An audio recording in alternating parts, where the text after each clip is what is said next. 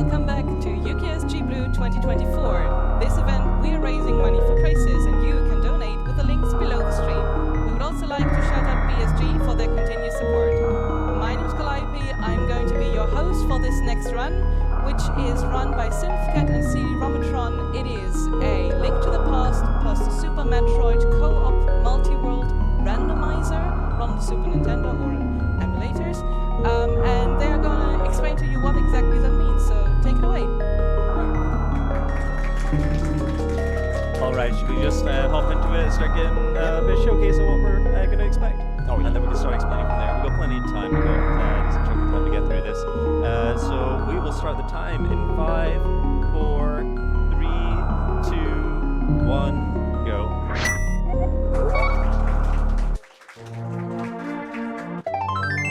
So this is both the Super Metroid and A Link to the Past. What that means in terms of randomizers is items aren't where they're meant to be. As well as the multi-world means that some of my items will be in SynthKat's world as well as some of Synth's items will be in my world.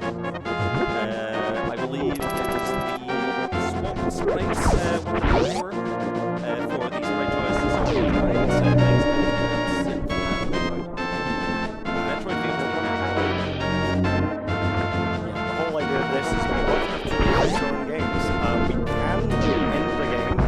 So friend here, everything else that we had that was theirs. So us getting through our game as quick as possible, helping each other out, is probably the best way. The way these seeds are generated ensures that they are all still possible. One of my only settings from default is just making sure that the first item is which is funnily enough called the Multiworld. This is not going to be confusing at all because my items are renamed.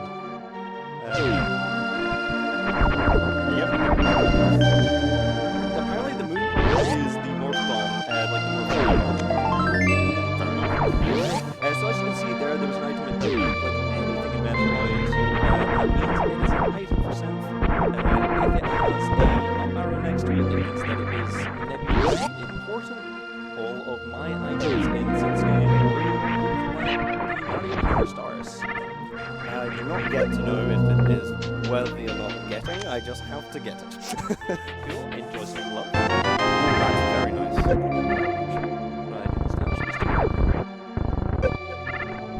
So, especially in the past, checks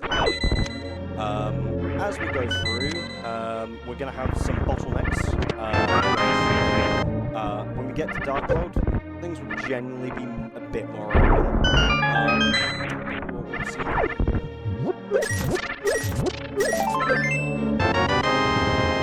It's just got a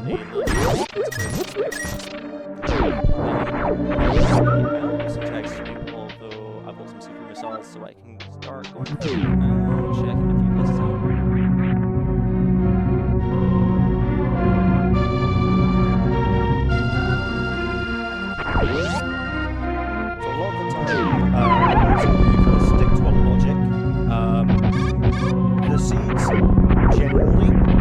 Have a specific path that they want to take you to finish. So the logic that runs ensures that if an item requires, if an item check requires a certain item to be accessed, that said item will not be behind that item check. And that goes across the whole game. So if something that's behind that, it can't be there. And generally we can use that to work out where the best place to go is. Yeah, wait for it's going to be either the morph bomb or some sort of power bomb that will allow me to do some progression.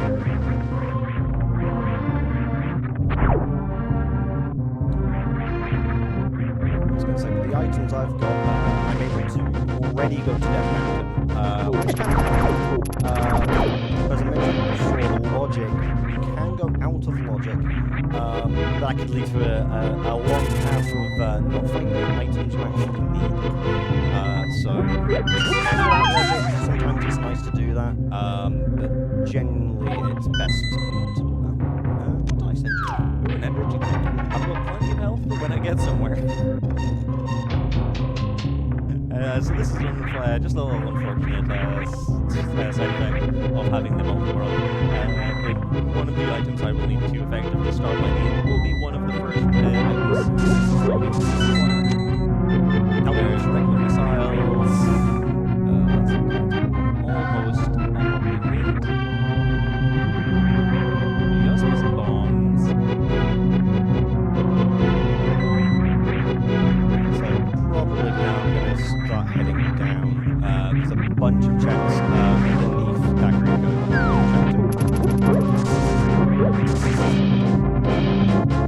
There's also chickens.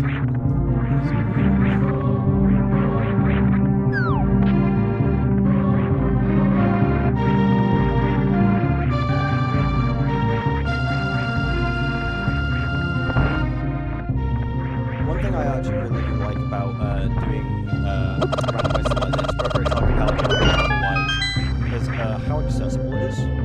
There's a lot of tools to actually get into randomizers like this. There's map trackers, item trackers, like you can see on the stream there, that help you go on your way, whether you're the first time playing or whether you've done it a million times. Really helpful tools for getting where you want to go.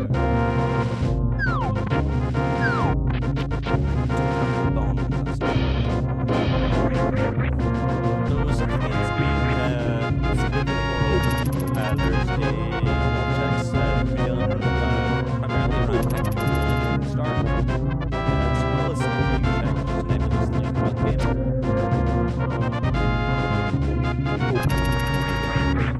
Getting on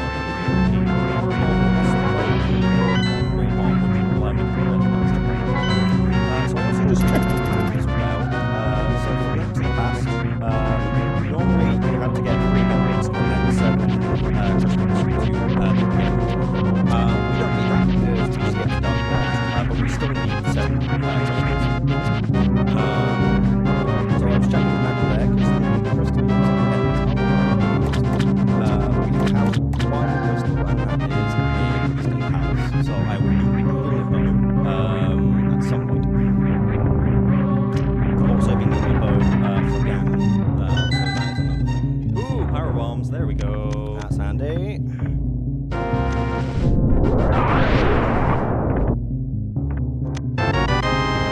There's a heart container already. I'm just going to go through a few places now that I can reach now that I have access to this.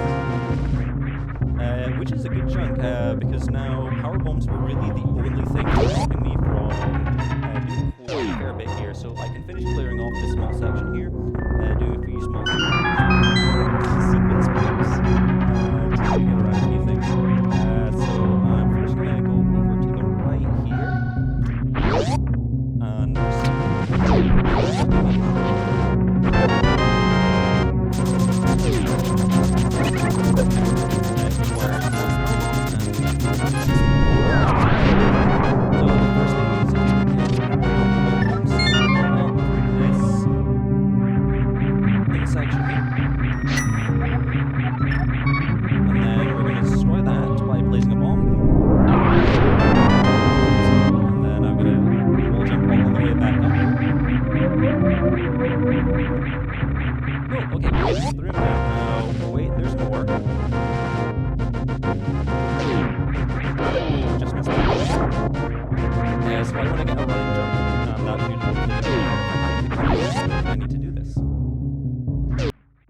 And we made it up anyway.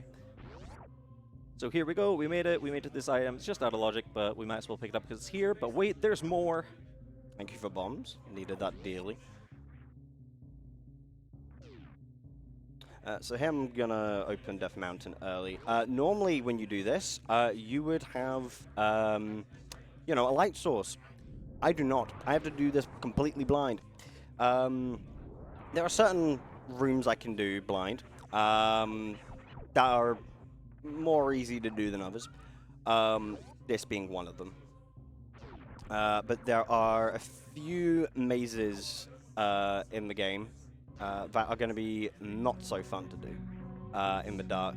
for which I will be hoping to get a lamp for, so I can see that.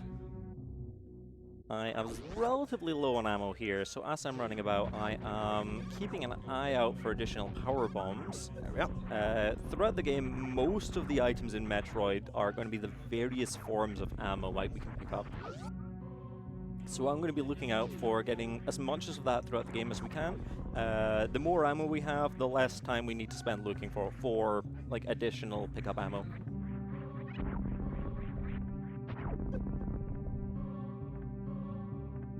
So just climbing back up to the top of this area, which will allow us to start doing some of the early game sections as well. We can return to Samus's ship at any time for a full ammo refill as well as a save. I've got to be very careful in Metroid because if I do not save the game, it does not save my items. So if I die, I would need to redo significant amounts of progress, so I will be saving periodically. Okay. So from the looks of it, my game's kind of telling me to go to Eastern Palace because I've just found a bow. So bow and silver arrows, as well as swords and power gloves, are all progression-based items. So they will have multiple states. Armor as well. Forgot that. They're all progression-based. When it comes to things, I went through the wrong one. So seeing a bow is very nice. If I can get another one, I have silvers. And silvers do a lot of damage. They one-shot a lot of things. And they kind of turn bosses to mush because they're supposed to be right before Ganon. So since we pretty early acquired the gravity suit in this as well, I'm able to do a lot of the sections over on the right here. We're going to be able to perform the gravity suit jump, which will allow us to reach an area we're not meant to by using a glitch involving swapping the suits whilst we're in water, which allows us to get the height of the gravity suit as well as the physics without the gravity suit.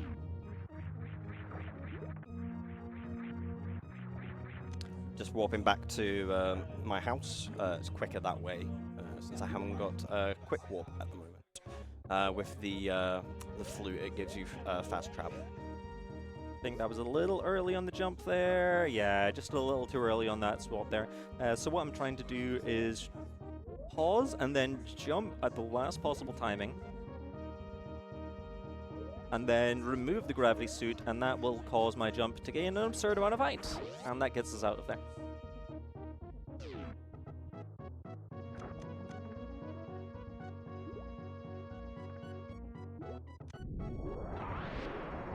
There are a few things in my run I'm hoping don't happen. Specifically, there is a single check in the game that requires me to go through a whole dungeon, which only gives me that one check, as well as access to Dark World if I need it. It takes a lot of time. I'd rather not do it, but now that I've said that, it's probably going to happen. It's not worth it. I've just realized as well that I'm running slowly. I do not have the gravity suit equipped. It is hard to tell what is and is not the gravity suit with this skin, so I'm sure that'll be fun. I will admit, like, my one's not too amazing. I don't know. I'm not seeing some cool animations, but the amount of sprites that are in Super Metroid has made it quite interesting. Peeking over at your screen every once in a while, and I'm just seeing two links on top of each other, like it's Minish Cap. So the way we're able to do any of this is through the website Archipelago. It is an amazing website, amazing community. I would 100% recommend checking it out. It has a variety of games that are supported, and tons of different ways to play multi-world randomizers. Yeah, I believe they're constantly adding new games as well. I was going to say, when we were setting this up, I realized they put a Hat in Time, which we'll be seeing later, in there, which that's going to be an interesting one to see. I wonder how a randomizer of that would go. Come on. Yeah, some more ammo there. That's good. Just got a last few checks in Pink Criteria. Aim for you. Another aim for you. Very nice, thank you, thank you. Ooh, nice bomb capacity upgrade. I'm not going to need bombs ever again. Also got a very valuable item for myself, the Moon Pearl, which allows me to be myself in the Dark World, which would normally, without it, turn you into a rabbit. I don't know what that would do in Samus's case. Would you have any idea what that would turn you into? It also turns me into a rabbit. I'm trying to think what would make Samus, you know, on this end. Oh, thank you.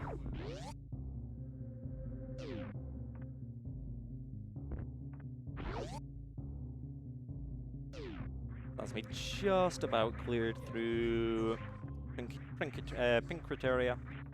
There's one kind of like late game check which usually doesn't happen, so we'll leave that be one for now just because we don't have access, and we'll finish clearing out the last of this area before we move on to Green Brinstar. Oh. Oh. Okay, game. So I found my second hour progression. I haven't been able to get the first one, but I know where it is. So I'm gonna have silvers very early in this. That is very, very nice. I'm also about to perform a glitch known as Fake Flipper. So currently I can't swim, but if I go for a screen transition when I'm in water, the game will go, oh, you know, he's gone for a screen transition while in water. You must have flippers, right? And so it allows us to go through water. Unfortunately, though, if we get hit, we will be soft-locked, so I need to be careful with this. This allows me to do a few checks early, which is quite nice. One being Hobo, who is under the bridge. And with Moon Pearl, I'll be able to do 2 more checks, and I'll be able to have a look at something else as well. If I had 500 rupees, this is me telling Mike to quickly drop me 100. I was going to say, I also just managed the Mac Ball there, sequence broke, and got you a potion and a cape. Oh, the cape is very nice, actually. If I get 100, I could also do another check, because there's a 500 rupee cost for the Zora King. Big scam, probably, as always. Ooh, and your lamp? Ooh, and an item for you. Missiles. And missiles. Lamp, thank God. You might think it's not a great item. It is. Just need to get a right angle here. There we are. Specific pixel there allows me to get back into the screen transition.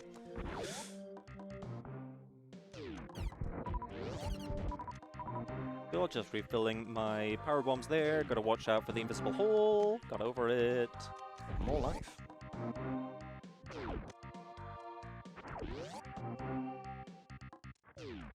Fall down the invisible hole. And get ready for this section here. Layer up these enemies. And then we get the wall jump tutorial, which was where I kind of had to stop casually, just because wall jumps in Super Metroid are notoriously difficult and way harder than they should be. At least in the older games. The older games are a lot more harder for it. There's a specific rhythm depending on your speed. Yep, and receiving items does not help. And as you can see, now we're walking on water. All that requires that is you not have flippers and have Moon Pearl, and you walk through that cave, go back out, and you have magic powder. That's very nice. I believe you've actually got me to... yeah. Getting that item actually messed up my water walk. Oh gosh, sorry. No, you're fine. I could check those items later. I haven't got the money for Zora King anyway. It was only be one more visible check I could do there. So that's me done most of the left side of Green Brinstar now. I'm moving to the right side of Green Brinstar. We're going to be able to do a skip to skip the Spore mini-boss.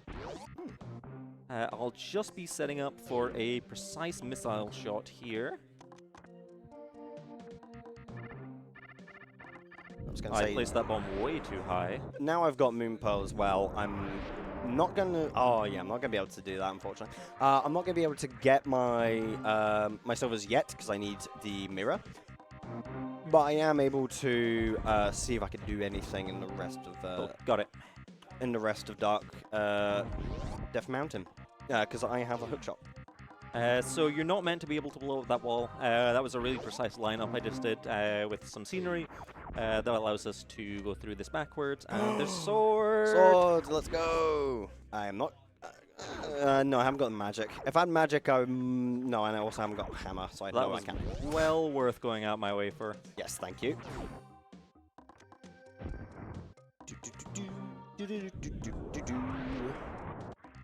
I'm gonna get the two items down here, and then go collect the few from just above. I think Eastern Palace is probably the better idea.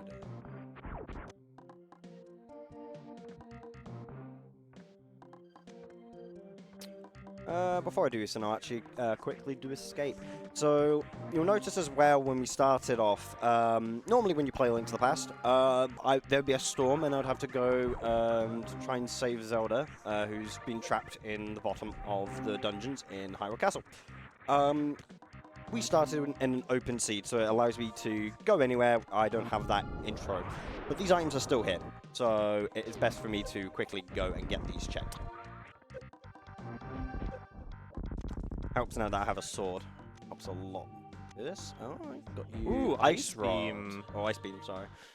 And there's another sword. Master Sword's very nice, thank you very much.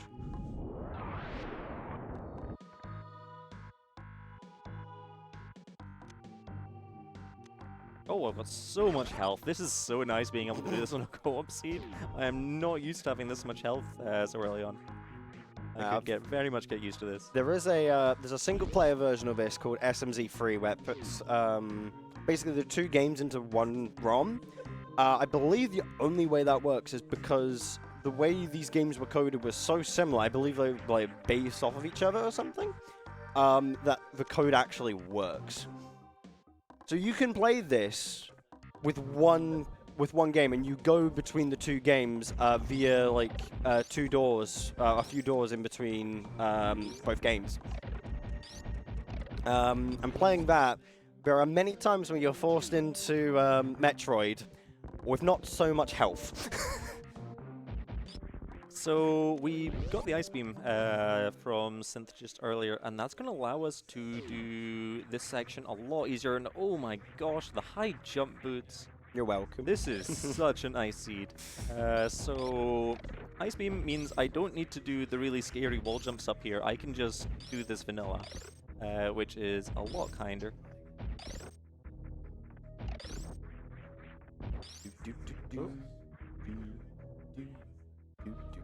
Almost. Enemies are being less kind than I thought. There we go.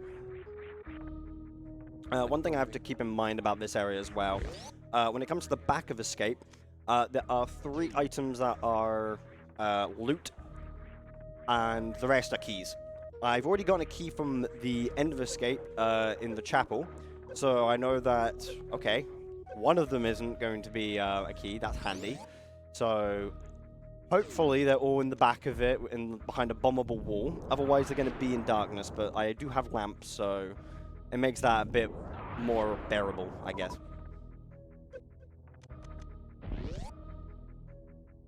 I forgot how much health that guy has. It's so nice doing the sections with Ice Beam that you're actually meant to have Ice Beam for. Oh, what, you somehow do without them? Yeah, there's a lot of things the game expects you to be able to skip without Ice Beam. So it's a nice luxury having it this early on in the seed. So in terms of our overall objective, Synth needs to beat the 7 bosses, collect the 7 Zelda thingamajigs. Yep. I need to collect 7 crystals, and then that allows me to get into Ganon's Tower. There's a boss gauntlet in Ganon's Tower. It's a very long dungeon. Once we get through that, we'll have the Ganon fight in the pyramid.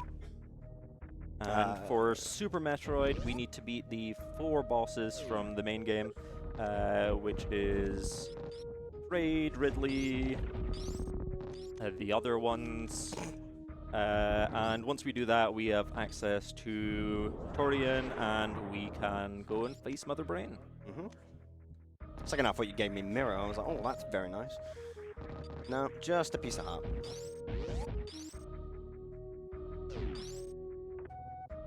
I'm going to take a slight detour here. There's a few quick checks I could do by going down. However, there's one that's really out the way, which this is the quickest way I could get to it. So I'm going to go and collect it now in the abandoned ship. Always found that area stopping annoying. me from doing the abandoned ship right now. I've got plenty of missiles.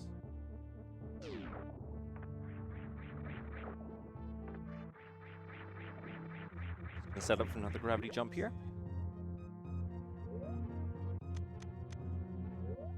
Although I have the high jump boots, I'm not sure if I need that.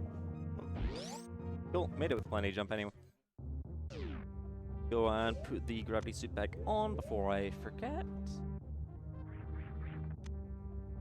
More missiles, thank you, thank you. No worries. You can never have enough missiles. But yeah, so I'm going to be going out my way here for a check. You are venturing through a dark dungeon. Is there anything you, the host would like to read just now? Yes, I actually do have a donation for you. This one came in just before you started your run. It's $10 from Infinity Gene saying best of luck to both of the runners. Also, SynthKat. My stomach was a little runny after that hot sauce taste test earlier on. But it was all for a good cause, so here's $10 to go towards that. And that donation went actually to your swapped sprites, so that's one happy customer, I guess. I hope you enjoyed it. I'm taking that home afterwards. Cool. It doesn't say Phantoms in my logic just now. However, I see no reason why I should be able to go. Shouldn't be able to go fight it just now. So I'm gonna go do that. Yes, I got my items from Lower Castle. That's very nice. So now we'll be going in to do pod. That's the best part of my logic right now. I've also now got Pegasus boots. I don't have to walk everywhere. So this will be the first Metroid boss I'm fighting off. Phantom. I can either hit it with the regular missiles or the super missiles. Believe it or not, super missiles do a lot more damage than regular ones. However, Phantom gets very mad if you use super missiles on him, and will cause the boss fight to take significantly longer. So what I'm going to do is be using missiles on most of the phases up until the single super missile will kill him. Ooh, and Screw Attack. That is huge, as well as Wave Beam. Oh. Screw Attack is an amazing move for Metroid. It gives me a lot of iframes in the air, will allow me just to go through this fire instead of actually being hit by it every time. I seem to be having all your good items here. That's handy at least, you know.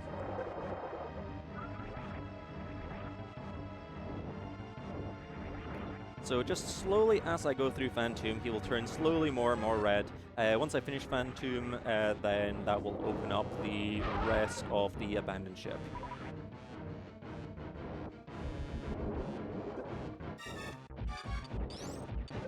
Where I get some more missiles and health pickups from the fire.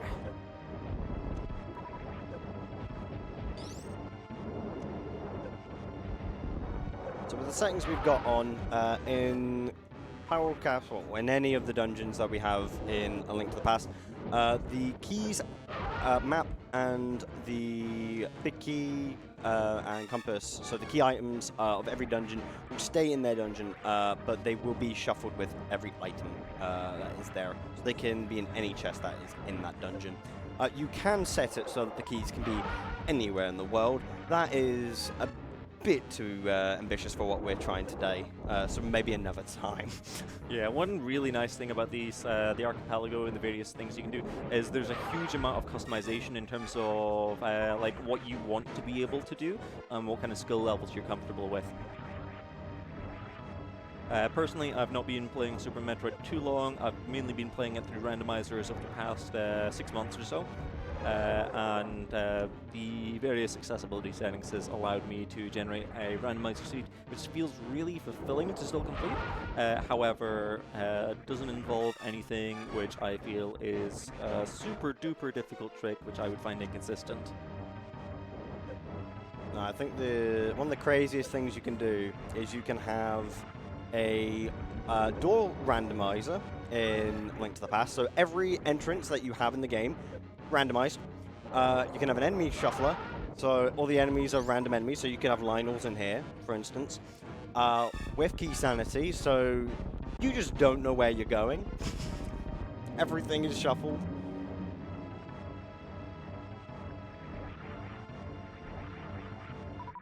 So I got big key early as well, so that means I am able to open this chest early. Got you charge beam. Oh, very nice. And that's one Metroid boss down out of 4. Oh, very nice.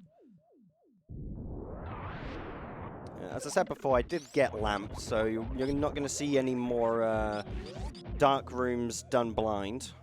I'm happy about that. Just makes these rooms a wee bit easier. Now, after defeating Phantom here, it does restore the power to the wrecked ship.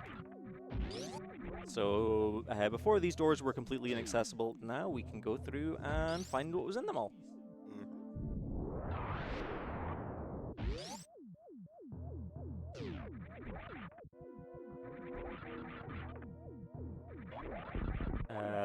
It's second from the bottom here. There we go. More rupees. We'll almost be at Zora, I assume. Yeah, you have 500. Yeah, I've got 500, so I can go check that when I want to. There is another item in Zora that requires you to have the flippers, but you can see it early, so you can see if it is worth your time or not. If I haven't got anything else, I'll quickly check that. There is a check I'm going to go do, but I am just going to save the game first, just because it has been a little while, and I would like to maintain my progress, please and thank you.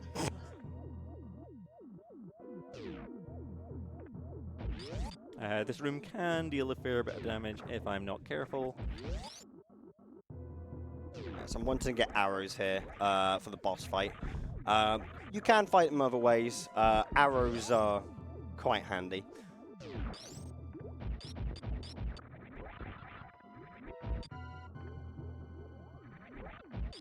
There's actually an enemy that requires the bow. The red armor here requires it.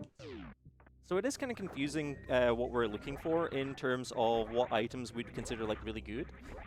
Mainly because items that don't open up much are the better items in some way, because that allows us to just check a few things, whereas if we got an item which kind of opened up the whole map, then we could be searching the whole map for like what the next thing we need to do directly is.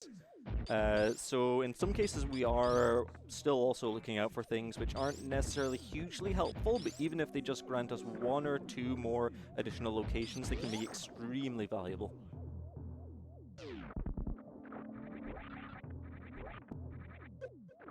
I missed it.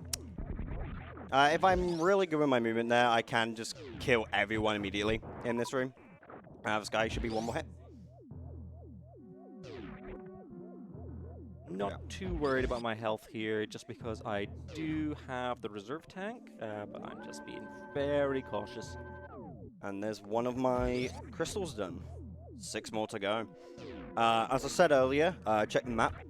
We have green pendant, which is required for 1 item check in Hera Tower. I will not be going to Hera, unless I need to.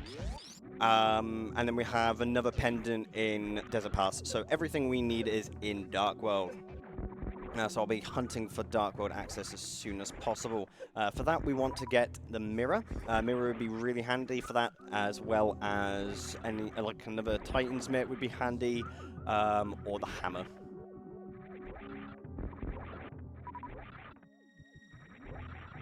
So I'm making the full use of the screw attack that we received earlier. Screw attack is a huge damage output, although the hitbox is a little wonky with this sprite. There we go.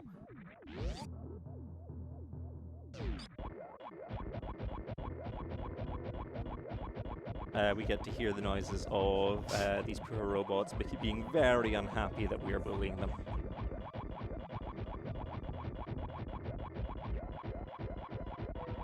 While you're bullying robots, do you have time for another donation? Oh yes, please go ahead. Great. So we have $10 from Ginger Spectia, who says, "Good luck, City and Synth. Get the energy drink out to keep gaming on." Thank you, thank you. So a few of the rooms in Metroid, you need to clear all of the enemies before it lets you progress. This is one of them, and it's annoying because you need to leave the room twice, which means I need to clear all these enemies twice, and this one just keeps flying out of my screw attack. I'm not going to be able to do it. There we go. So a cool little glitch. I haven't got the mirror to prove it yet, but if you're in a cave, you can use the mirror to just delete blocks. Any pushable block that you have, if you spam mirror on it, you will just delete it. Really handy. Cool. So I'm on the last few checks of the abandoned ship here. I'm wanting to go check the one at the top if I can, but I'm not sure if I'll be fully able to access that right now. Well, I just found mirror right there, speak of the devil. I can just delete this block. Like so.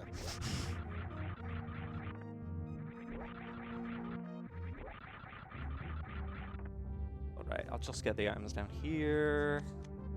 Go super missile there. I've just memorized where like the various block things are.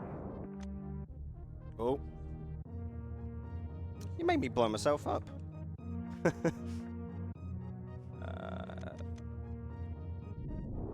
Just need to be careful here with my ammo counts for everything but super missiles, apparently. Oh, and something else. Another super and more missiles. supers. Love to see it. And you have more supers than anything else. That's a bit worrying. Do I have enough health to get through this next room? I'm not sure if I do. I might need to grind out a little bit of health here.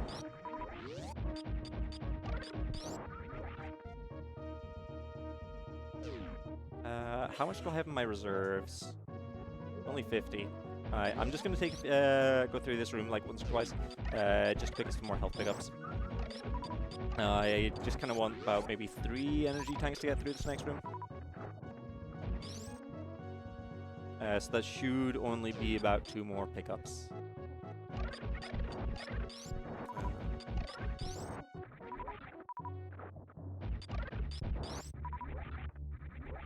Oh, okay. So I have an item check that's going to be very handy later on. That will be hammer. That's interesting. Yeah, one thing that's pretty good to consider is that even when we can't necessarily reach the item, there's a lot of places where we can at least visualize what the items are, so we know whether locations will be worth checking or not.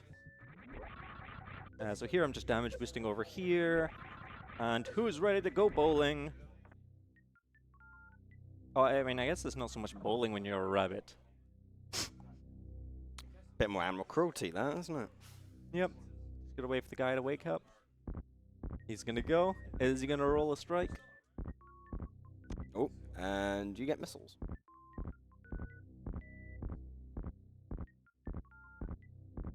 He's certainly walking a long way to the to where to strike, Yep. right? Oh, he's completely off course now. Where's he gone? Oh, that's okay. He's just not letting us down here. He's gone in the bunker himself. Is that what they call it Ooh, a in... glove. That's very nice. Is that what they call it in bowling, the bunker? Or is that just in golf? I think it's gutter. Gutter, right. Yep. I am 1 power bomb short from being able to do a check down there. Do I commit to going back through there for 1 power bomb? I'm gonna leave that for just now, because I want to come back there anyway later for the check that was up high when we have space jump. So we're just gonna hope that was important. Famous last words. Yeah, so for the hammer, I'll need to have Dark World access. I do now have Dark World access, though, thanks to Titansmith. That will allow me to pick up all the dark-coloured, like the dark blue, or dark green, depending on your eyes, rocks, which is very handy. Still doesn't give me every access though. The hammer is very handy for that, and I have not got it yet. I'll need to grab that. Which I believe I should be able to grab. So going in the back into Samus's ship here for a full ammo recharge. We're also going to go back down to where we started the game for the one final check that we weren't able to get earlier due to the lack of power bombs. And luckily that's on its way down, and that takes us right into Green Meridia, which will allow us to go and fight our second boss already. We're going to be heading along to Kraid. Oh yeah, I've got Ice Beam. That will mean Ice Beam means that I will freeze enemies before I kill them, which is not always what I want if I just want them to die quickly. Ice Beam is particularly handy for platforming, but not great for when I'm just needing to clear out a room.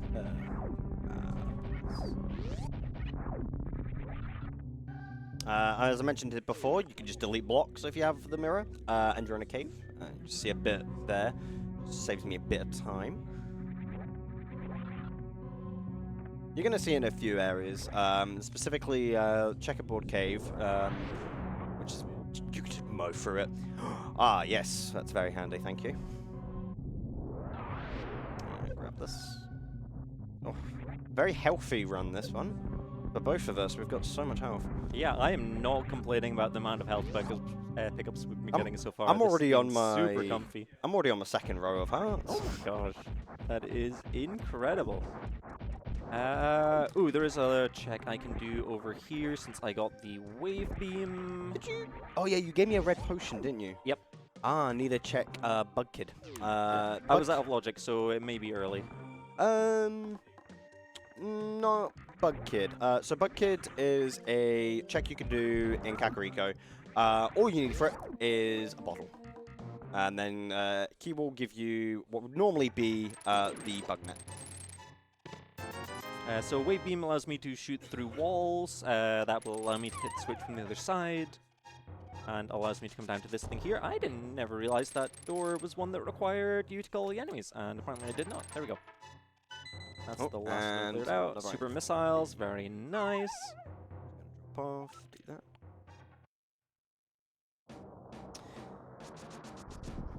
And that's our final item in Green Meridia done.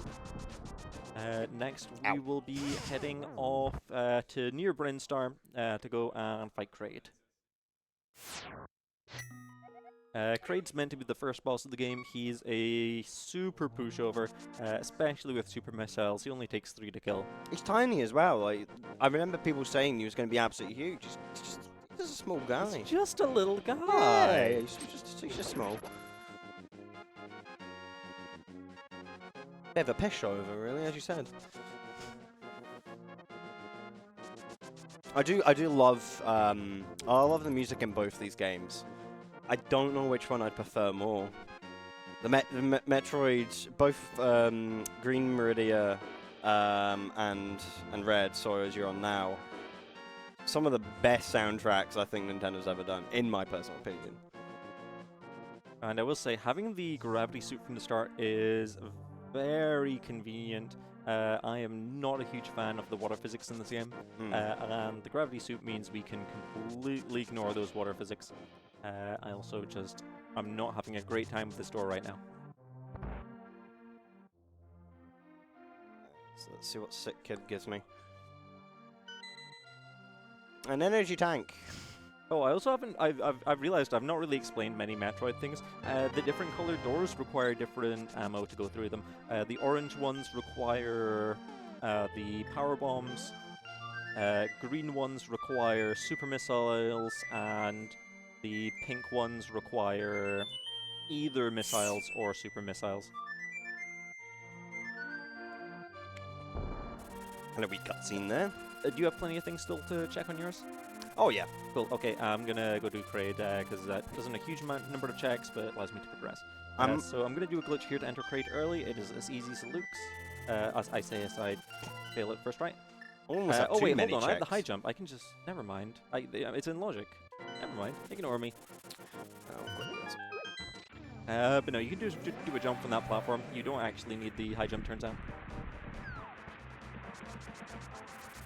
I have to be careful here. There's some enemies that do a lot of damage, especially when I have only green mail at the current time. Or I guess I should say green suit. Ooh, an important item. Ooh. Oh, that's nice. That's not bad.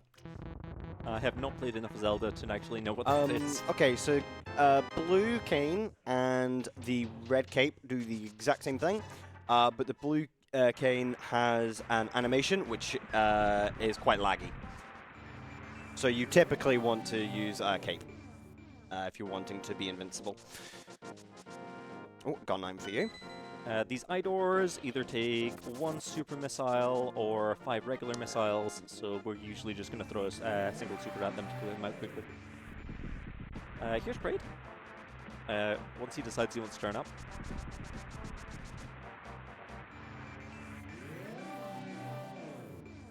Oh, he's a bit bigger than I last saw him. He's just a little guy. Yeah. So we're going to shoot him in his eyes, that'll open his mouth, and when he opens his mouth, we'll shoot in his mouth. If I can jump. There we go. And then he's going to break the ceiling. What'd you send you there? More missiles. And we're going to shoot him in the eyes a few more times. Then in the mouth. And then one last time. The eyes and the mouth. Oh yeah, I'm in Dark World. Cool, that's great. So we are 2 bosses down.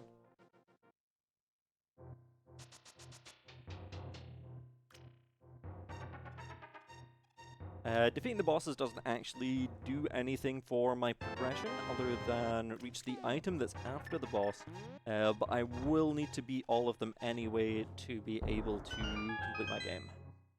And the sooner I'm able to complete my game, if I'm able to reach the very end, that will release the items in my world and provide the remaining ones to Synth.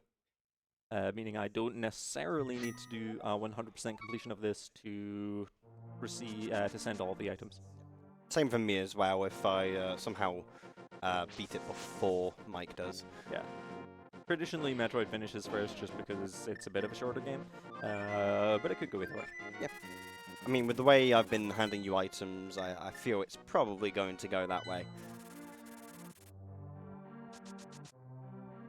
Not like I'm too far gone on my items as well. I've got a lot of really good items on me.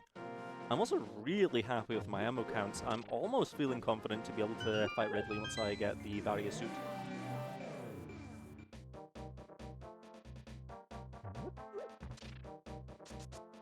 It is hard to tell when I am crouching and when I am a rabbit. I am not used to being a rabbit. There's just a handful of small checks to do down here. Be this one here. I think it's this room at least. And what did I get you? No, that's the map More room. missiles. One door down. There we go. Now that I'm actually in Dark World proper, I can have a look at the map. Okay, so we have Thieves Town, we have Skull Woods, we have Turtle Rock, that's fun. Palace of Darkness, Swamp Palace, and Ice Palace, my favorites.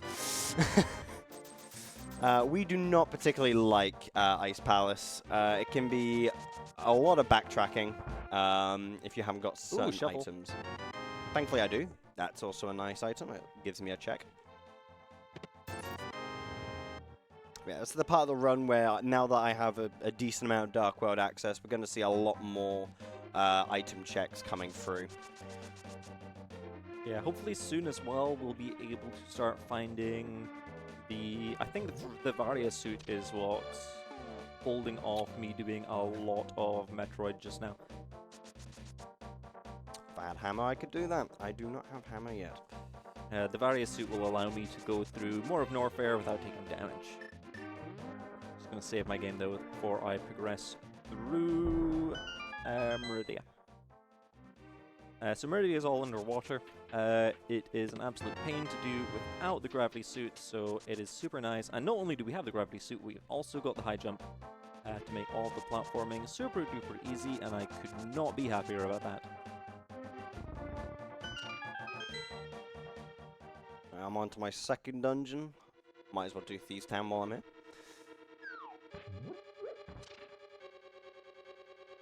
Gonna re-equip the Ice Beam, do some platforming off the sky.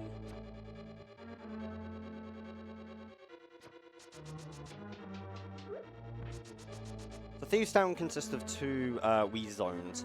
First off, you've got this grid where we need to find. That's nice.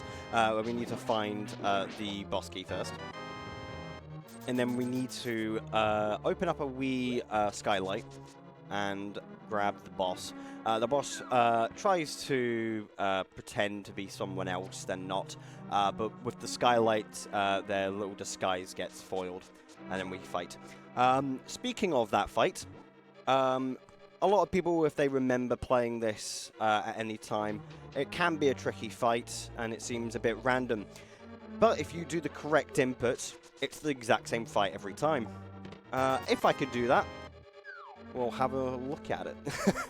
I might not be able to do it. The second half of it can be a bit tricky, but we'll give it a shot.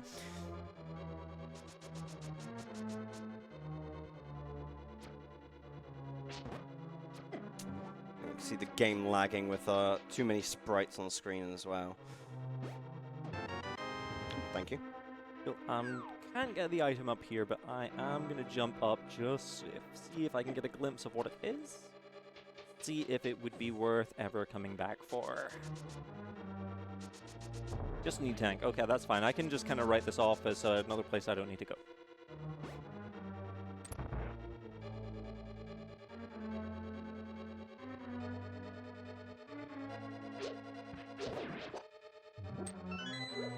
I think there are some other points in Meridia I can reach as well at the moment using the gravity jump. So I'm going to try pull one of those off just now.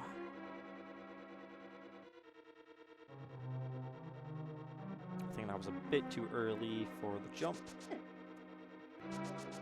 Oh, there was an enemy there as well. Okay, that wouldn't have worked out anyway. I'm getting bullied by this room.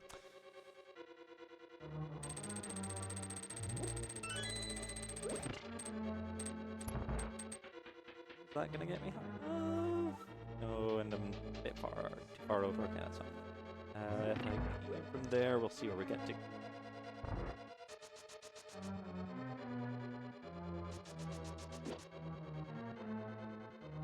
Not sure if I got the jump into it.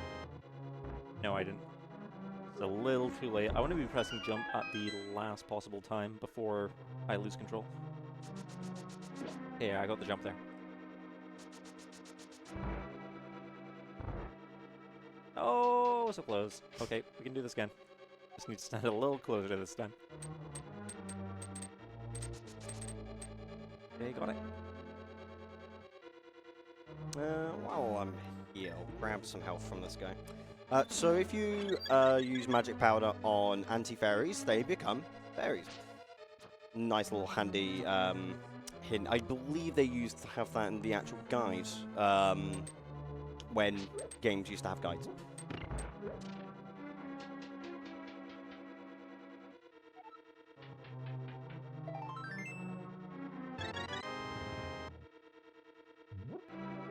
So using that gravity jump there, we've been able to go a tad out of logic. I'm going to be clearing up some additional checks in Meridia before I head back to the abandoned ship for the last few checks around here.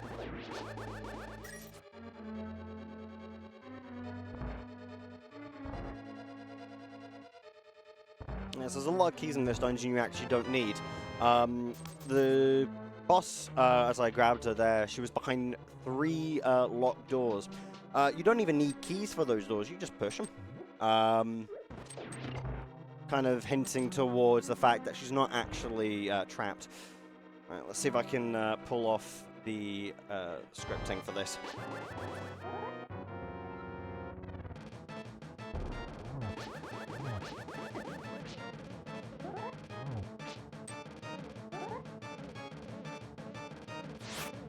Nah, missed it. That's fine. Did the first bit of it.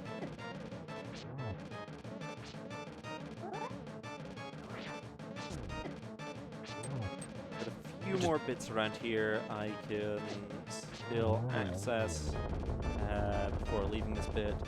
I'm going to do a save here on purpose. Ooh, the Varia suit, that has opened up a huge amount. So I'm going to save the game here because I'm going to go down 2 different paths, check their items.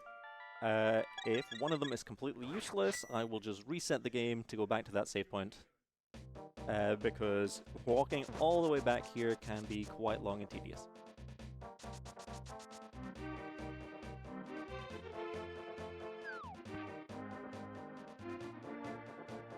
Guys, that's my second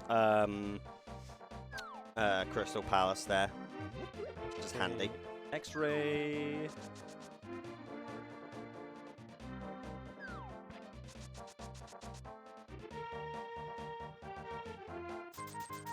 And what's the second item? Because I am pretty happy holding on to the X-ray.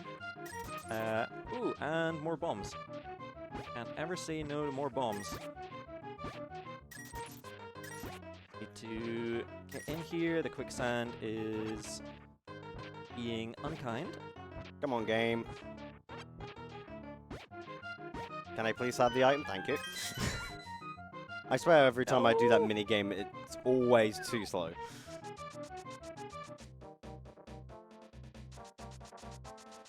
The movement out of quicksand is tough here, and then I want to turn into Morph Ball when I'm going up to fit in that hole.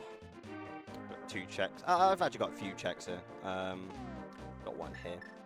It's quite nice. And then I've got 2 in that little flower bit up there. We've got Stumpy, a nice little classic character who played the flute originally, but then fell into the dark world and became a tree. He gives us a nice item, and he tells us where he left his flute. Obviously, I have the flute, so there's something else there. We'll figure out what that is. Okay, that's the first of those 2 things checked. I've still got left side to do, however, I've also now got access to Norfair.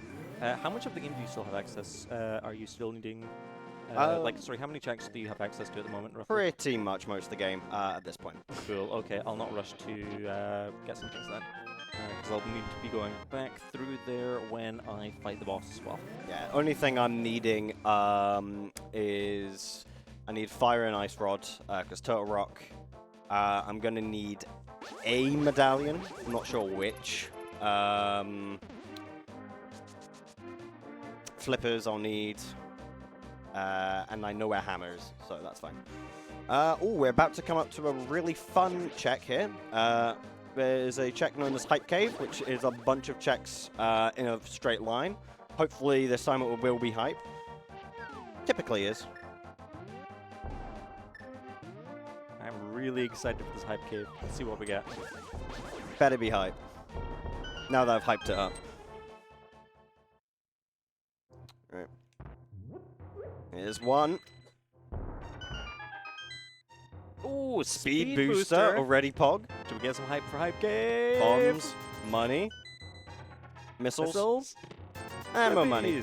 I have more money than I know what to do with. Awesome. The speed booster is a very good item for you. Yep, that allows me to do this room, which I just reached. I cannot do this dungeon because I have not got flippers. I cannot fake flipper in there, unfortunately. I can't go to Ice Pass either. Yeah, I'm gonna have to quickly do this.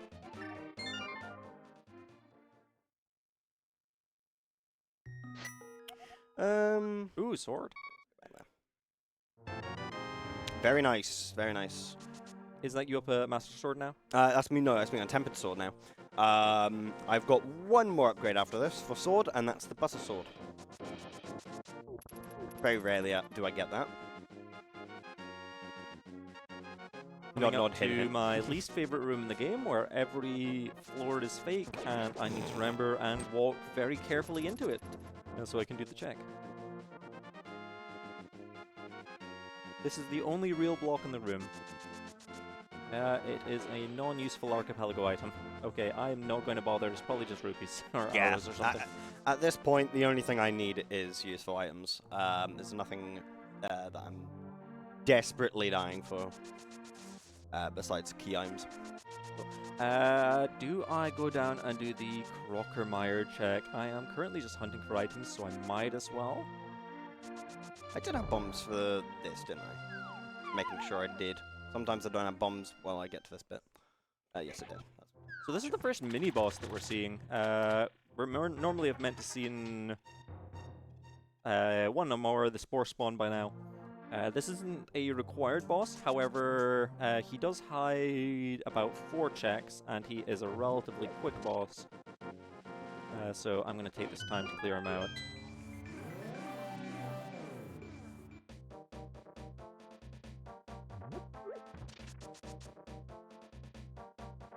Unfortunately, we are going to bully this poor little guy,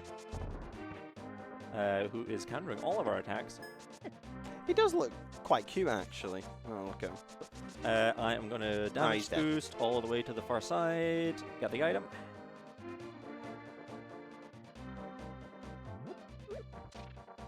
So why does Samus kill all these innocent creatures and only save certain ones? So you got to run back and forth. And then we get the Ghost of Crockermeyer. How many hits do you think it takes to beat this fight? 1. 1 hit? No, he just dies. Oh. Ooh, reserve tank. Thank you, thank you. That's our first one, isn't it? I think I've had 1 reserve tank so far, but yeah, for the most part, that's been not many. Double check my items as well here. I've got the high jumps, the speed booster. Oh, I think I understand what the game's wanting me to do here. It's wanting me to use the speed booster from the Crockermeyer room through to get to the left side here. So I've got to leave that door open. And then get a running jump here.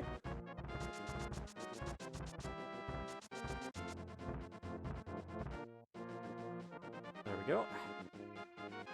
There we go. Get across that gap. All that for an E-tank. I can now get my silvers as well now that I've got the mirror. I can do that now. And see if I can get my hammer while I'm at it. That will give me a lot of access to stuff. So to finish the game, I do need 1 pendant. Pendant for Turtle Rock will be randomized, however. I do have a check here because I have the Book of Medora. If you have the book and Master Sword, these are free checks. It takes a bit to get these, but if I'm here, might as well. That was a rupee horde, so I'm absolutely swimming in rupees. Going for a speed booster jump here. Missed it.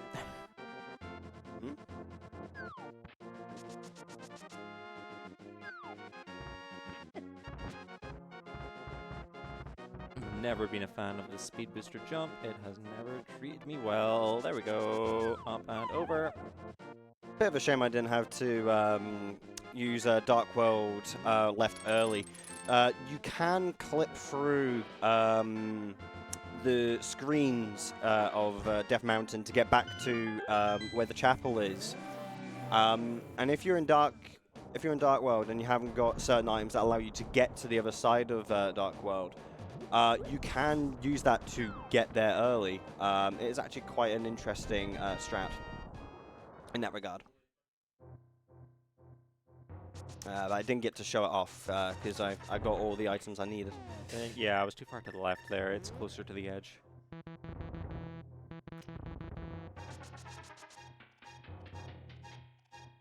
There we go. E-tank, that's fine. Is this the last thing I need around here? Yes, it is.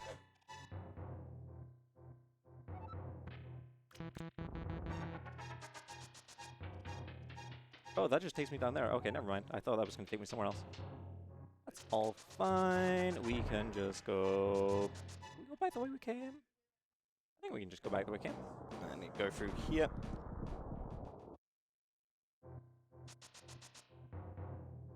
If I remember. Oh, is this why we can't go back the way we came? No, we can go up the right wall. Not used to going the wrong way up here. Oh, there we are. Yeah, invisible path there. It's a bit tricky sometimes to visualize where it is. Just checking my map. I have a lot of this place still to clear out. That's us done with the brown Meridia. Or brown Norfair, rather. So now we can start clearing out the rest of red. Right, while you're clearing that out, would you like to hear another donation? Oh, of course. Oh, please go ahead. Great, so we have $5 from CBK, who is saying, having an amazing time at UKSG. Also, much love to the lovely host, Callie. Well, thank you very much. And that donation went towards the Terraria Master Mode, to unlocking the Master Mode for Terraria, which will happen in, I think, around 6 hours. Which leads me to our Bid Wars. There's one other Bid War coming up, which is gonna happen in 2 runs from this, which is you can choose the boss for Darkest Dungeon 1. You have the choice between the Hag, the Necromancer, the Siren, and the Swine Prince, all apparently lovely options for a late night date. So, yeah, put your donations towards your favorite. Alright, I was just checking that item up there. It's not required, so I'm not going to worry about going out my way for that. So I think the game wants me to go down and around here. Trying to figure out how it's getting me back to the standard parts of Norfair.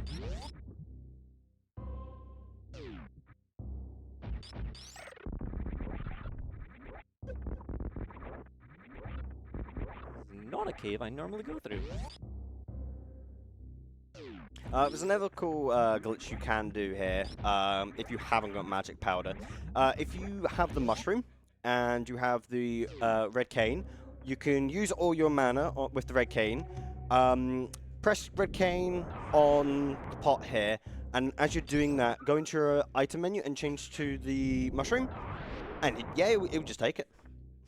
He won't take the mushroom. It will just come up and go, yeah, you use magic. And it's quite handy if you haven't found magic powder. It's a check that could be anywhere because there's only one item. Ooh, enjoy your last sword. Thank you very much.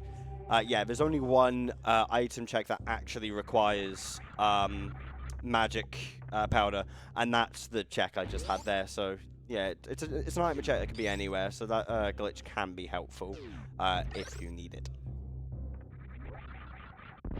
Well, using the ice beam there, that allows us to navigate around here. This is another one of those fun rooms where, like, okay, cool, we got the item. Wait, there's more. I did say there was Skullwards as well. I need to go to, I'm pretty sure. Yes, I do need to go Skullwards. Can't go Skullwards without fire, though. So I do need Fire Rod for that. So here's the item that is hidden behind that item. Oh. But wait, there's more. That's actually helpful. That is very important. Yeah. Ether Medallion can be helpful. As I mentioned before, the boss dungeons that require it, so that would be Desert Palace and Turtle Rock, are randomized. So they could use either of the 3 that we have access to. So getting that is very handy. It also could be used, obviously, in rooms, Ether Medallion. I'm surprised I still haven't found half magic yet at this point. There's an item for you. Ooh, supers. Thank you, thank you.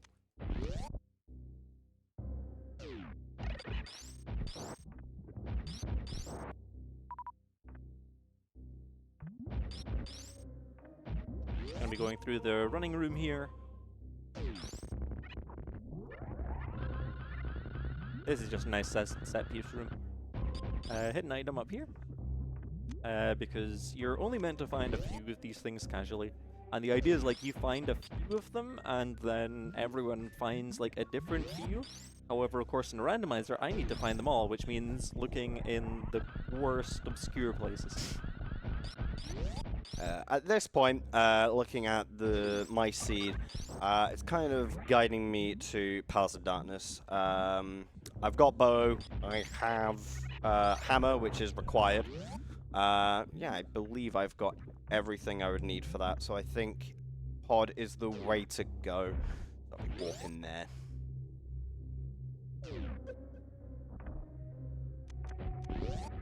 I am not a big fan of doing this room without space jump.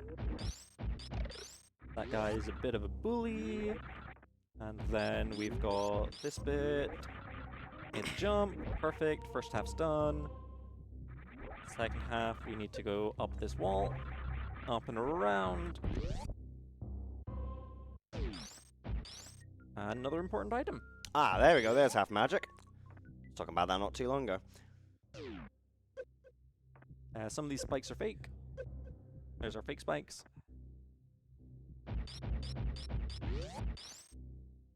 We've got one more item I want to check in Red Norfair before we start heading to Lower Norfair. I think we can...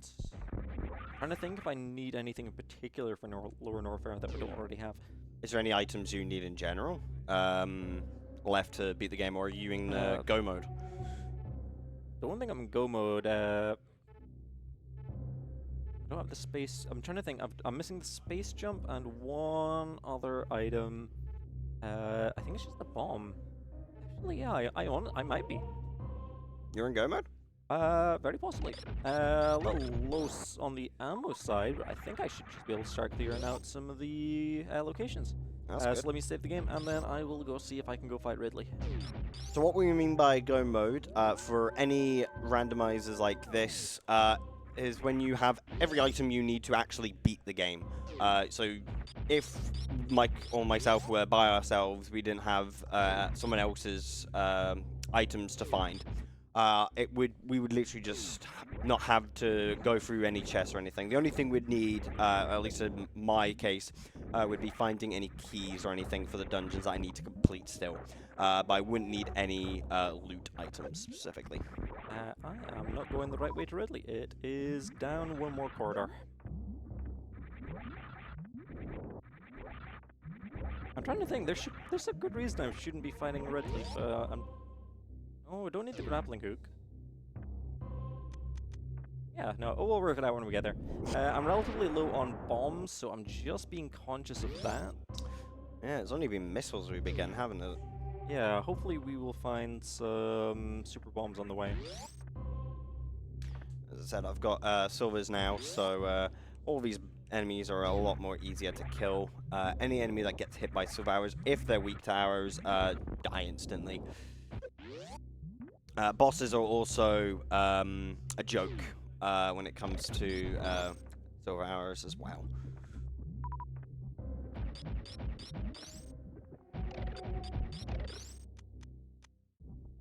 Cool. I think these guys all drop bombs, so I am going to finish them off, take their loot.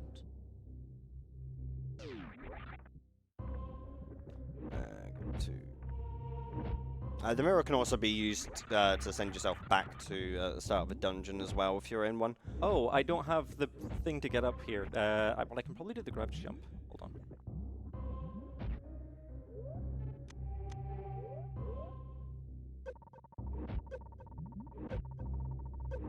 Almost. I'm just going to try that once more with a better jump. Don't think I got the jump. Nope.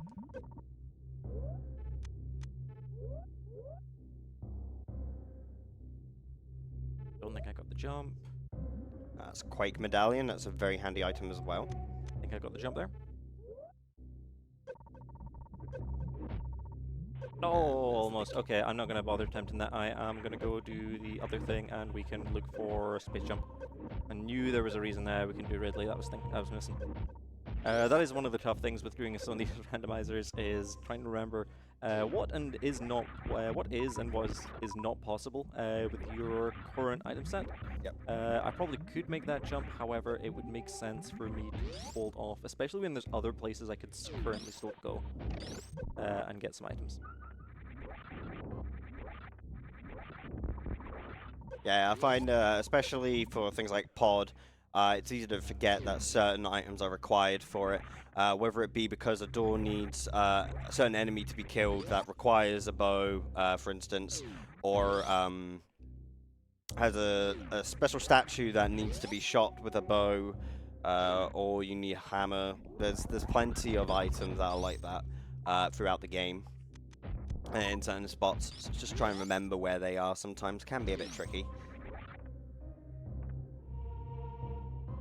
It's one of the dark mazes of the game. I believe there's 3 of these. There's one in here. There's one in Hyrule Castle. And I believe there's also one in Ganon's Tower as well. Just because. Super fun item. Someone decided to hide down here. Oh. Missiles. Oh.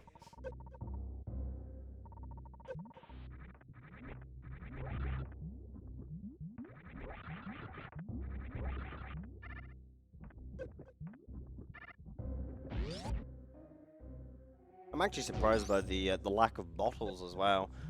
Usually I find quite a few bottles. There's 4 in Zelda Link to the Past that you can find. They can all be used with the bug net to collect fairies, and you can also put potions in them as well. But yeah, we've only had 1 this game.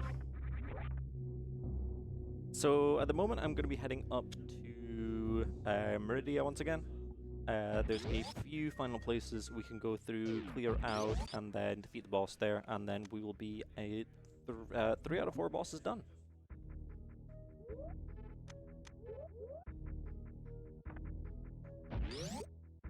And then, of course, then it'll just be a hunt for the space jump. Once we get access to space jump, we will be properly in go mode. As I think that's the only thing we'll be missing at that point. Yep. I was about to say I thought I gave you that, but no, it was high jump, wasn't it? Yeah, high jump. I don't have the grapple beam, so I can't do the one down there. But we can do this now without the space jump.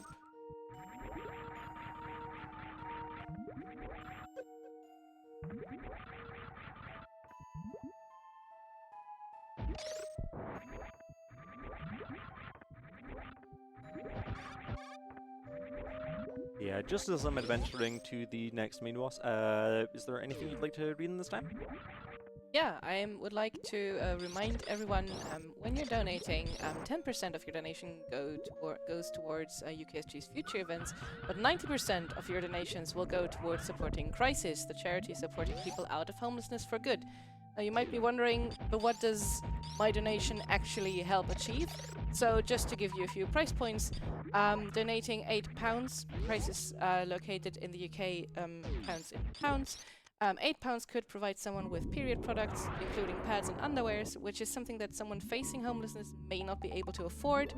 £20 could go towards gas or electricity costs for someone setting up their new home or struggling to make their bills. And £100 could go towards helping someone find their way back into employment, from training through to finding and securing a job. So all of your donations, big or small, are helping a lot, so thank you very much for donating and supporting Crisis. Thank you for those words. Just going to be going through, clearing this room of the Metroids. I just want to get a few health pickups here, because I'm a little low before this next mini-boss. I'm not too worried about it, but I would just like a little more than I have at the moment. This is one of the rooms that I would never do blind. You have multiple enemies that can change directions and can only be knocked down with a hammer. Not very fun to do without being able to see them.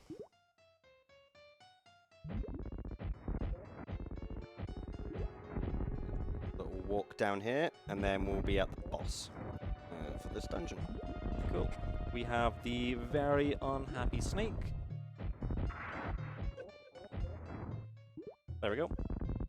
What? Give me bombs. That is the Meridian mini-boss done. Just going to clear out these things here. I would love to see what this item is. That's an important item, so we're going to go get that right now.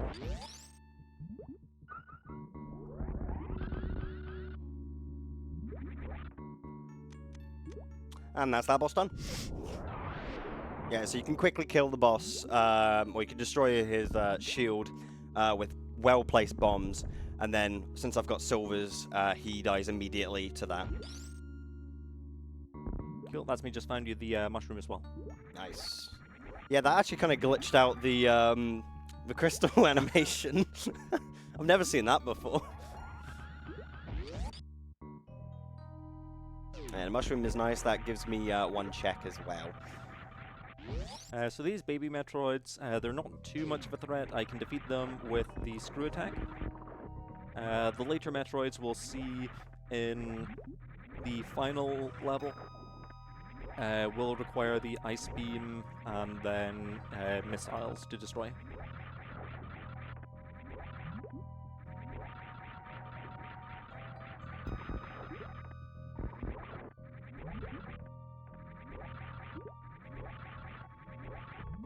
Just need to deal with this horrible quicksand here. Up and around. Going to this top part first for an energy restore. And more super missiles. Always more super missiles. Oh yeah. Can't ever have enough. There is a check I have been a bit neglecting. Once I've gone and checked King Zora here, which I've also been neglecting, I'll quickly go see if I can get that. And here I'm going to be able to showcase a glitch I learned recently involving microwaving this boss. So if you've seen speedruns of Mega Man before, the bit where they pause the game to make the missiles just kind of do a bunch of rapid hits, funnily enough you can do that with the X-Ray in this game, if you have the charged plasma beam equipped. So I do have that, that's all fine, everything I need. So I'm going to swap to supers to destroy these side parts here. I'm going to swap to X-Ray. Charge up shot, and I should be able to get him to here. 10 hours, bruh. What a scam.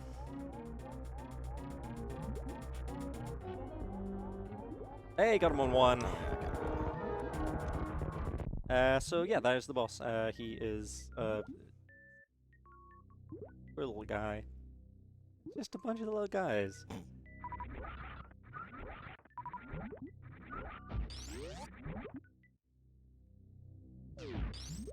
I'll mark that boss done as well. Oh, do you have to click off yourself? It's not the only thing which is not automatically tracked is the bosses. Really? Oh, oh yeah, then I need to get out of here, which I need to do a gravity jump. Get the jump. What is quite handy on my end, you won't be able to see it. I haven't got a map. I personally don't care for the map. It's too much for my eyes. But I do have a number of checks that I've done in each area, so it's handy for that. I can see how much in Light World, how much in Dark World, and every dungeon.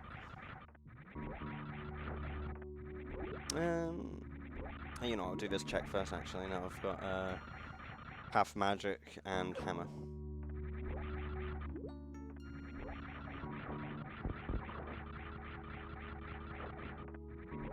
I'll just be going through the last of the Metroid checks here.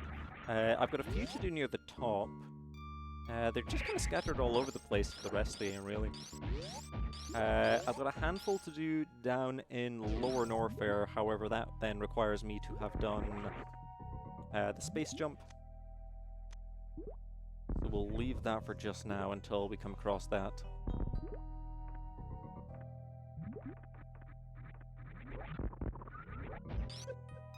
I think we can just go down through here.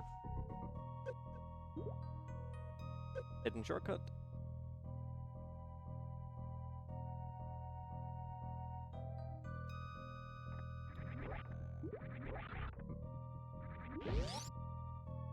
Yeah, I've had this, a few checks up here that I've neglected for a wee while. And I'm going to quickly grab. Here's the part I was mentioning earlier. So we went down the right side previously. We're going to go down the... Oh, no! We were going to go down the left side. Now I need to go back all the way around. Everyone loves Meridia. You know, it's the best. Yeah, it's my favorite part of the planet.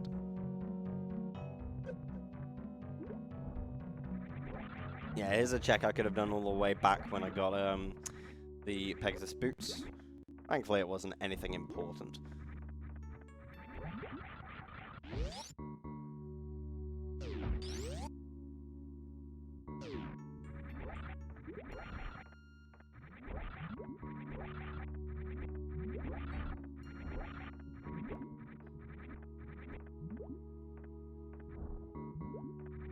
Oh, this quicksand section is the absolute worst to try and navigate through. Okay. So if I wanted arrow capacity upgrade, I would have to have done the entirety of Hyrule Castle. That's the upper area where you fight Aghanim. No, that's not worth it. I'm happy that that's not a required item for this run. Because it takes a lot of time to do that, and it does not give me much at all doing that. Check. Cool, so I'm just going to do one more lap around here to get to that left side quicksand, which I unfortunately fell down the right side.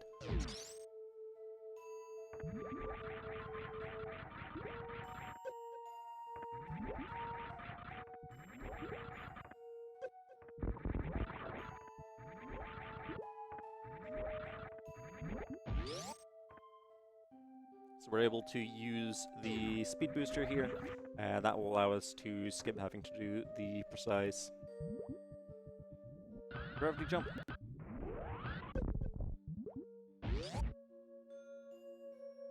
I should have come here when I was in Dark World, because it allows me to do 2 checks at once. That's fine. I can quickly go get Dark World now.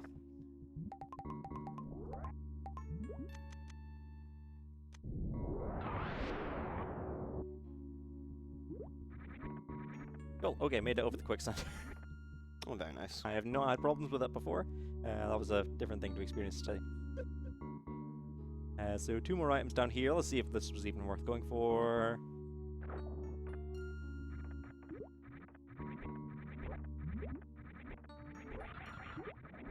An E-tank and an item I can't see yet, so let's find out. Yeah, so I'm kind of, when it comes to dungeons, I'm kind of in a limbo. Because I have Turtle Rock, that requires Ice and Fire. I have Ice Palace, which requires me to have flippers. I have Swamp Palace, which requires me to have flippers. And I have Skullwoods, which requires me to have fire. So it's a bit of a catch-22 at the moment. I could technically do Ice Palace if I really wanted to with Fake Flipper. That actually might be what I have to do, considering everything else I've got currently. Got an awkward jump here. I need to go to Morph Ball whilst going up.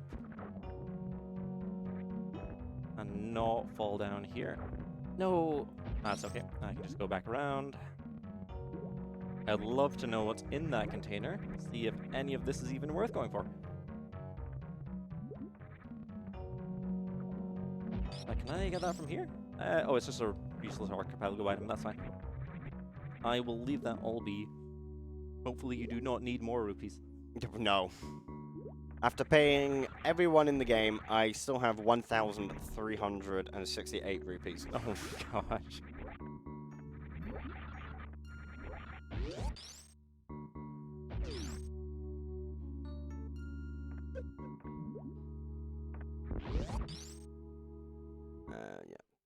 Yeah. Okay, I think that's all of my checks, and oh my gosh, I have got stuck in this hole. That's a new one. I'm gonna wait till I'm done freeze. There we go. I don't think I checked the speed booster item as well. I should go and check that before I leave Myrnidia. I'm not going to go for the full speed booster setup necessarily, just because that can be a bit precise, and I don't want to have to go through that if I necessarily don't have to. What item? But I will check at least what the item is. Just a regular archipelago item. Okay, that's fine. I'm gonna leave that.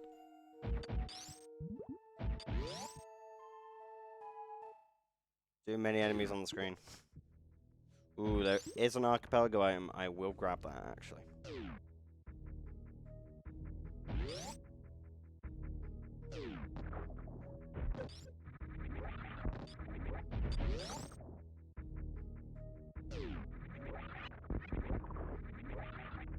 So at this point here, I just need to make my way back up to the top of the map. So plenty of adventuring to get through here.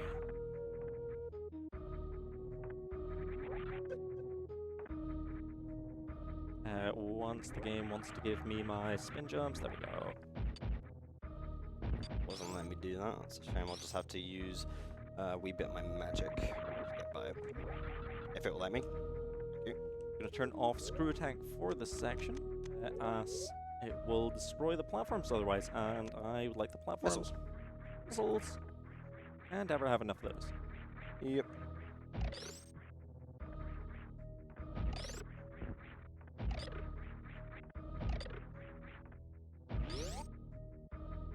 We're just going to turn screw attack back on before I forget. So I've got a few item checks I could do here. I'm going to be going back into Kakariko in Dark World, because there's a chest where the blacksmith's blacksmith's house is. I could take that down to the entrance to where the desert is and get a check there. While I'm doing that, I can also then go down to where the Zora is, and there is a check that I could do with catfish.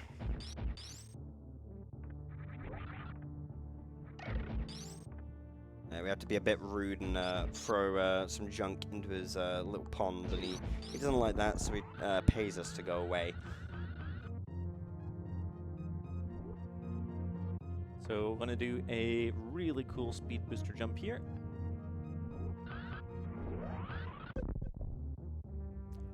Takes us up to this hidden platform at the top.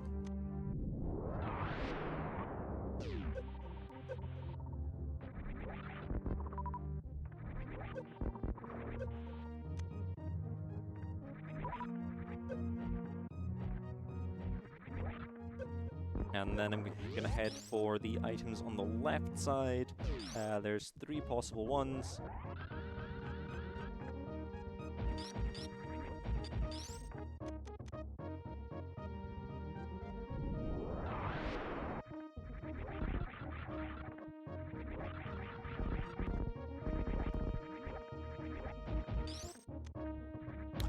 This would technically be Bombos, normally.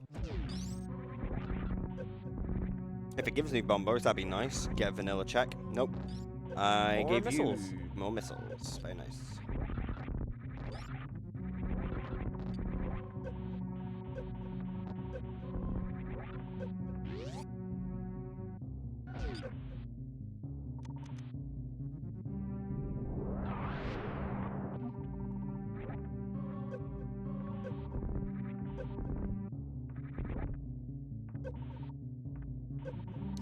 That's in Light World, isn't it? I always forget this this item check's in Light World. I always believe it's in Dark World. Cool. So I need to be careful with my positioning here. I want to fall down on both sides at the same time, so I can go to either side if I need. Yep. Thank you. That's a very, very good item. And that lets me go to the left side as well, so I don't need to do 2 visits. If you start falling down one of those pathways, there is no way that you can just like jump back up to get the other one. I actually talked to this guy twice. SMH.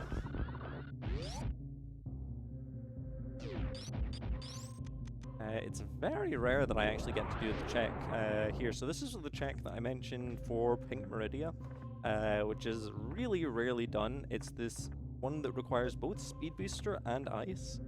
So it's pretty rare that it comes up.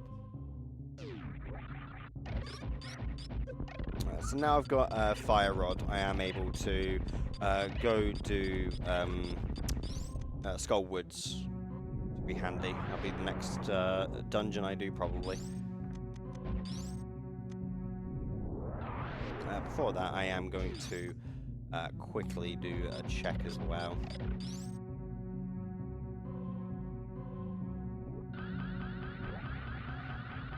Ooh, do I have enough energy to do this? Yep, that's fine. Cool. Oh, nice. I'll tell you, that's a full heal. Needed it. I only have 1, 2, 3, 4, 5 more hearts to have max HP. I'm pretty sure we've both collected every single boss canister that I've had. So all of my containers are pieces of heart. Cool. I think I've got only a few places left to check up here. I'm gonna go... Ooh, where should I go from here? Down to the left? Yeah, I think I go down to the left to go clear out that final check down in Green Meridia. And then that should mean I just need to head to the abandoned ship after that. Oh, I'm for you. And what do we get? Energy tank.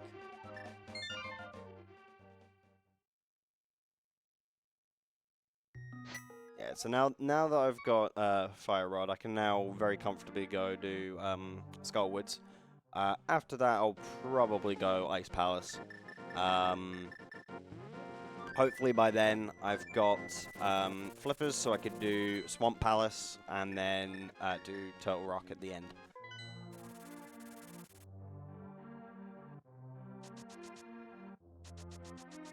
Skullwoods has mainly an outside area and then an inside area.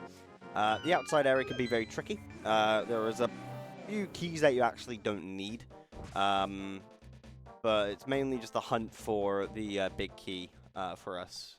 We only need 2 keys and a big key. And there's only 2 loot checks here, so we want to be in and out of here if we can.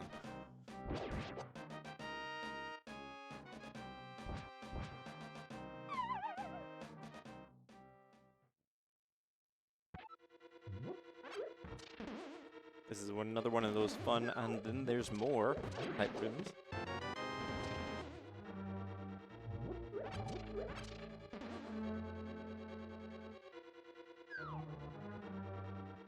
To clear off some of the guys on the ground, and then we can go for a sprint through here, clear out the walls,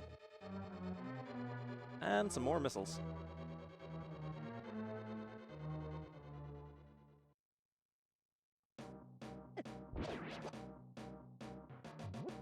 I'm just going to go clear out the last 3 checks in the abandoned ship.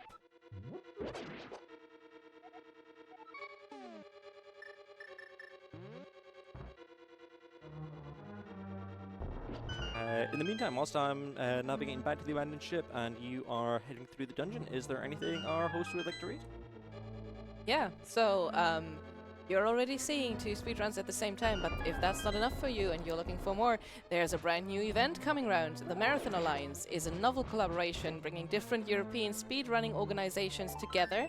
They're officially starting with their inaugural event on November 7th, and they'll show you what the European speedrunning family has to offer to the comfort of your home.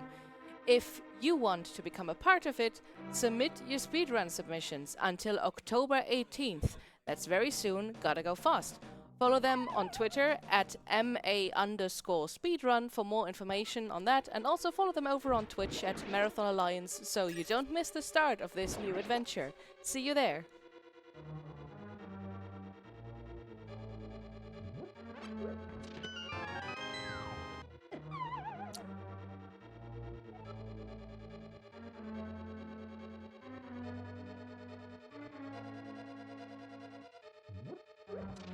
Right, that's me just about finished heading through criteria now. Just need to head to the other side to get to the abandoned ship. That'll give us the last 3 checks, and from there I will just attempt to sequence break through Lower Norfair.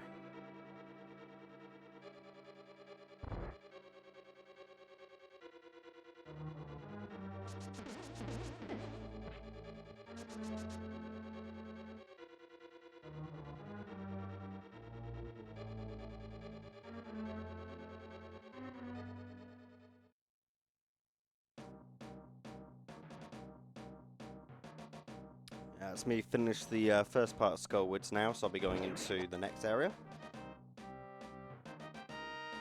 Go through this little wee bit, and then I'll be at the main entrance. If this guy will let me by. You have to be careful as well, because you can be very easily grabbed by the Floor Master. In this game, it's pretty unforgiving. You could be far away from where he actually is, and he will still grab you. Not very friendly in this game. Ah, when I get turned into a rabbit, I become a morph ball. That's interesting. Pretty sure I saw that earlier. I just never commented on it.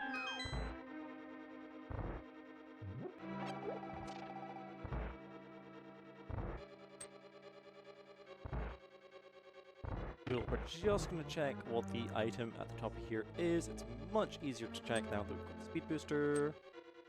I think it's around here. Just a regular archipelago item, but I'm just going to double check that. Time for another donation. Yeah, of course. Yeah, to go. Okay, so we have $100 from Nanaki Emmy. And Emmy is saying, "Hi chat, please accept this as my apology for the audio issues earlier. CD, Synth, keep it going, you're doing great." Thank you, thank you. Thank you. Who's ready for another round of bowling? So we're gonna come back down here now that we've got the speed booster. There is one last item for us to check here.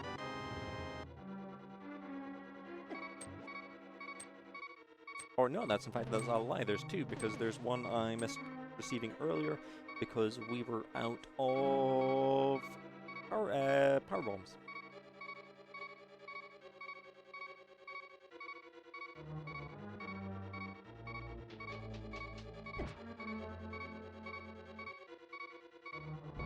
So I've got everything I need to finish this dungeon.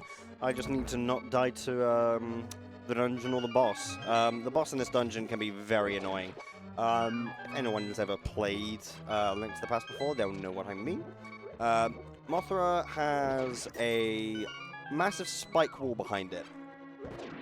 And all around the dungeon, so it's very easy to get hit while you're on conveyor belts. The one part some people might not know is any time that Mothra hits the spike wall, the damage that you just hit it with gets negated. So you have to do very specific spacing and not hit him into the wall, otherwise you're going to be there for a little bit longer than you would hope.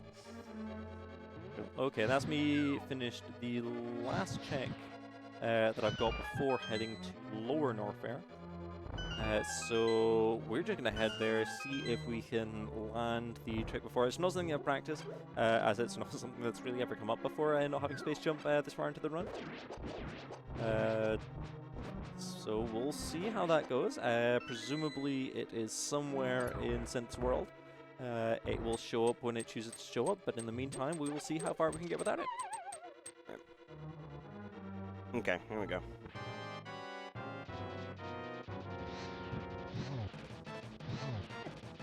You don't need Fire Rod for this fight, but it is very handy to have, since it is a ranged weapon.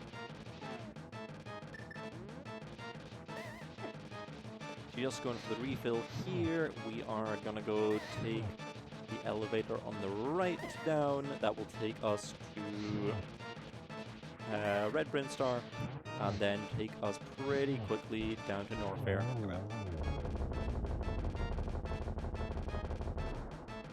An item for you. And a pendant More for me. missiles! I never get enough of those. What is your max counter for missiles? That is a fantastic question. I know Metroid has exactly 100 checks. It is a very nice round number. That is how it does the percentage. It is just the number.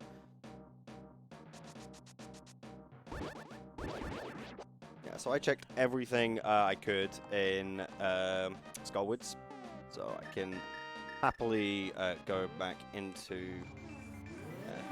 I am able to do this quick check. I'm going to do it. If this happens to be something I need, I'm going to be very angry, because it means I'll have to do every single dungeon in the game. Hopefully not. Energy tank. One of the energy tanks is on Master Sword pedestal. You're not getting that. Yeah, no, I think I'm alright. I'm already on 2 rows. Yeah. So now that I've done that, I'm now going to have to be forced to do Ice Palace, unfortunately. Much to my dismay.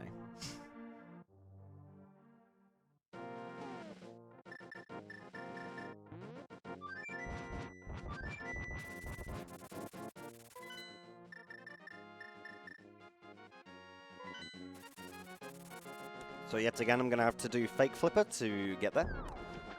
First try, that's very nice.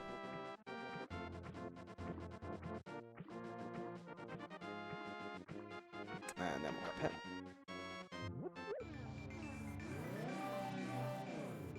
I'm going to go for a save point that's a little closer to the room I'm going to be doing the trick in. Oh, yeah, I need Ice Rod first. Then I need a thing.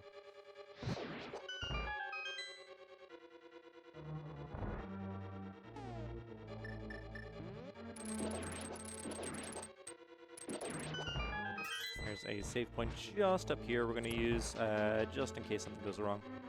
Yeah, Hookshot is surprisingly really strong in this dungeon.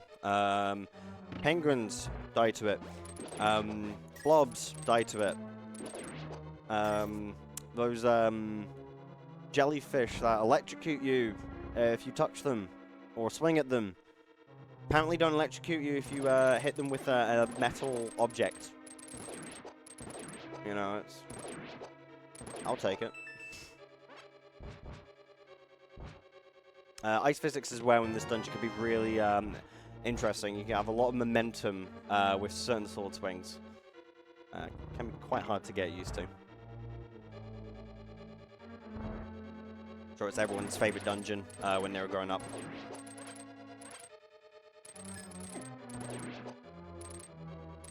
Okay, let's see if we can land this trick now. If we do it maybe from like here. There is quite a lot of clips you can do in this game as well, if you know how to perform them. They are specifically frame sensitive, but there are plenty of strats to get them consistently. Not something I'm particularly fond of doing due to how they are, but you can see some really impressive runs with them if they are allowed. In fact, if you actually want to beat this game as fast as possible, you can just run warp to credits by going to Death Mountain. I don't think I got the jump input. I would like to freeze that guy. He is causing me a lot of lag. and yeah, kill this guy. Don't think I got the jump there. Don't think I got a jump. There's a sound cue I'm looking out for, which is like, you can just hear the sound effect as it pauses. There we go. Damn, I've never gone through that room without taking damage. That's a new one for me. Hey, there we go. Okay, now we can go start clearing out Lower Norfair. I'm going to save the game whilst we're here, because I don't want to have to do that trick again. Yeah, the fact that you have to save to not lose the items that you've just found. When I've played Super Metroid Rando, it's quite brutal if you're not used to the game. So we are just kind of going to beeline it straight to Ridley, since still got plenty of things, so we're not going to bother going through all the items. I'm able just to kind of head straight to where the boss is. I have plenty of ammo. Big key. Oh, Should be. I do have big key. Right. Can you get through the stairs, please? So we're skipping the Golden Jozo boss. We can do that because we don't effectively know what we'd need from it anyway.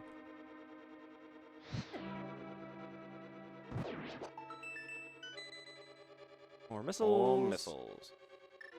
Hopefully we'll be able to tank our way through this room. Come on, give me a spin jump. So me finding that is quite handy actually, because there's only 2 checks for me to actually hunt for here, and that's the second one. So I can literally just finish the dungeon now. I don't have to go through the rest of the dungeon. That's very, very nice. That's 2 of 4. I believe it's 4, but... Turned off the gravity suit, that's why I was taking so much damage there.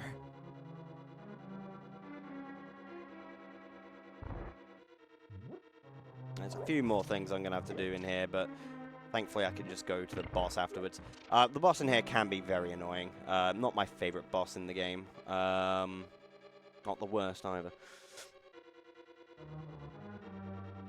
Just trying to remember the hitbox of this roof is, see if I can do the jump through it.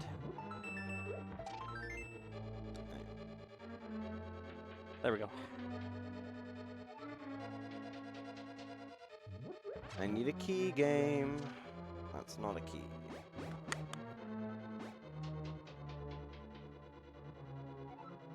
We'll skip checking the Mickey Mouse room.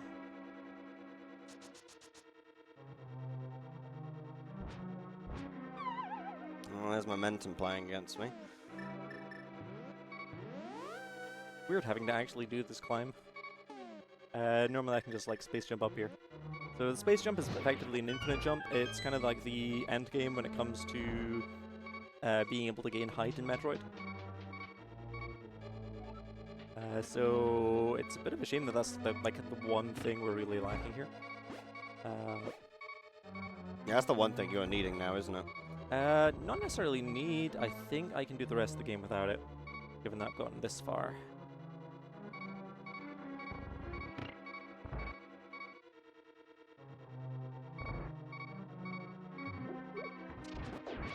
Run past all these guys. Yeah, so that's my key there. Take the save. Just as I go.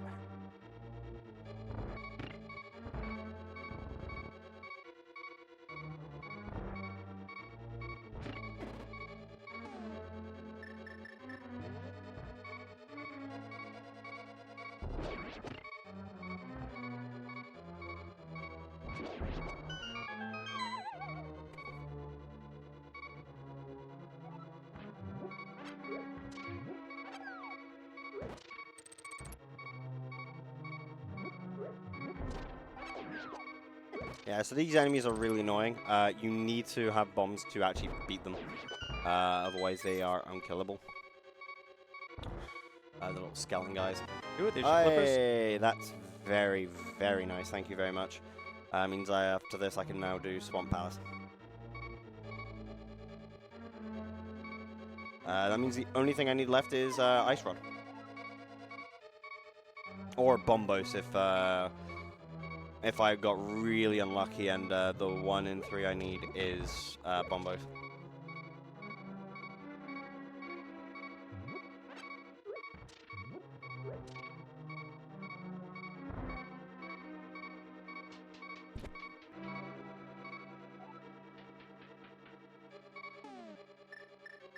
Cool. So I'm just coming into Ridley. I'm going to spend just a minute or so grinding some additional health, just to make sure I do not die to the Ridley fight.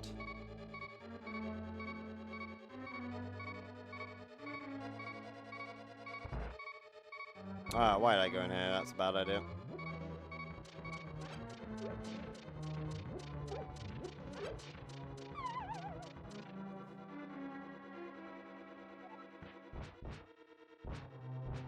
Yeah, I could have gone for a better way. Just gonna get up to 4 energy tanks, and then I should be fine. Yeah, so there we go.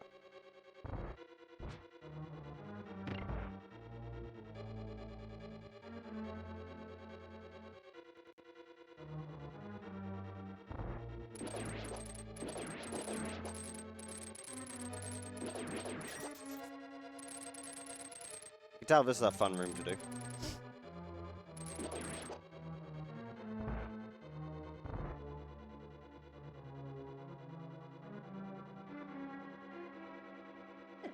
Ow. Cool, here we are, Ridley fight. So super missiles are very effective against Ridley. We are going to shoot as many as we can.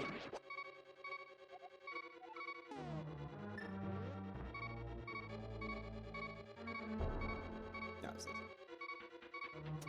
another room. Cool, almost got it.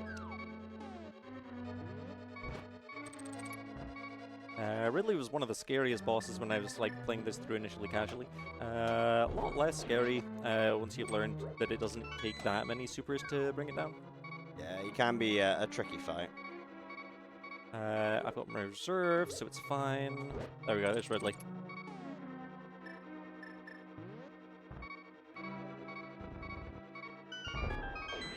I feel like for Link to the Past, probably the hardest fight for most beginners is probably Blind or Ganon himself. Ganon can be a massive pain due to quite tight timings and obviously needing quite a few items to fight.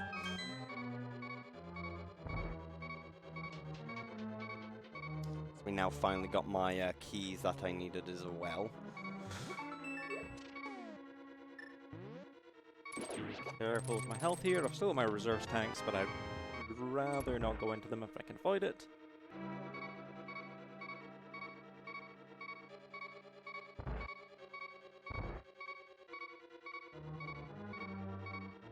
Yep.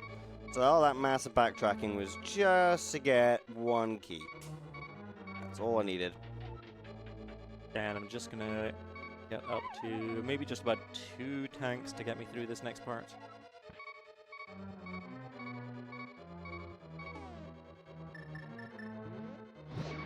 I need to climb back up through Lower Norfair, through Upper Norfair, and then all the way back to the top to start going through the end game.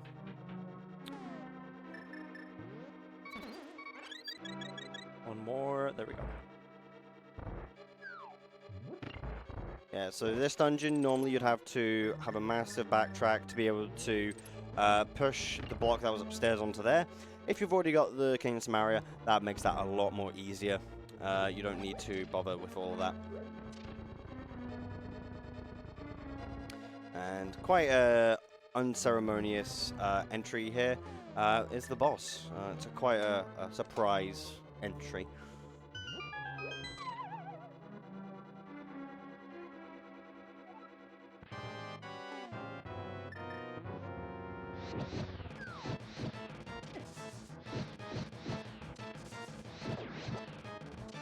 From here, I'm pretty much going to beeline it to the end. We are very much in go mode, so we don't gain too much from continuing to look for items, especially whilst Synth still has things to be doing. If Synth was stuck waiting, I would probably take this time to go and continue hunting for items. But I think that's the most effective use of our time just now is clearing the game to release the final few checks. Yep. Even then, I don't think there's that many more checks. I have about 70 or so in. so I'm now going to Swamp Palace. So the only item I'm now needing that I know of will be the Ice Rod. But besides that, we are good to go. Oh, there's a piece of heart there. I could have grabbed that. Ah, well.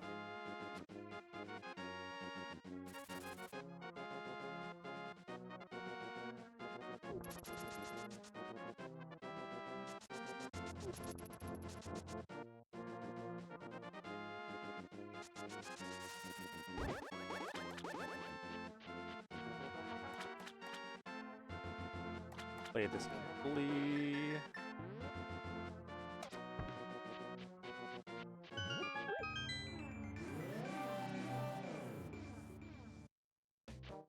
Yeah, if I check my map now, I only have 2 more that I need to do, and that is, as I said, Swamp Palace and Turtle Rock. Once I've done that, I can then go to Ganon's Tower, which is at the top of the Death Mountain, go through that gauntlet, and then I will be at the end of the game.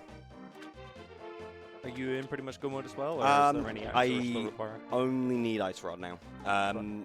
As I said, unless unless not Gan's Tower, unless Turtle Rock requires Bombos, that's 1 in 3.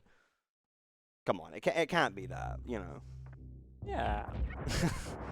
It's gonna be, isn't it? We'll find out pretty soon. Yeah. Could have checked it out a while ago. Doesn't matter. Keep the suspense up.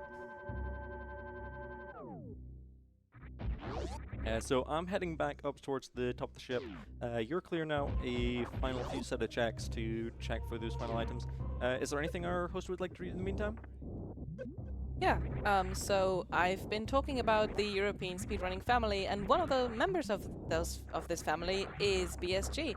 We would like to thank them for supporting this marathon. They hold regular gatherings in the Netherlands and have supported UKSG from the beginning by spreading the word and providing us with a channel to stream on in past events, among other things.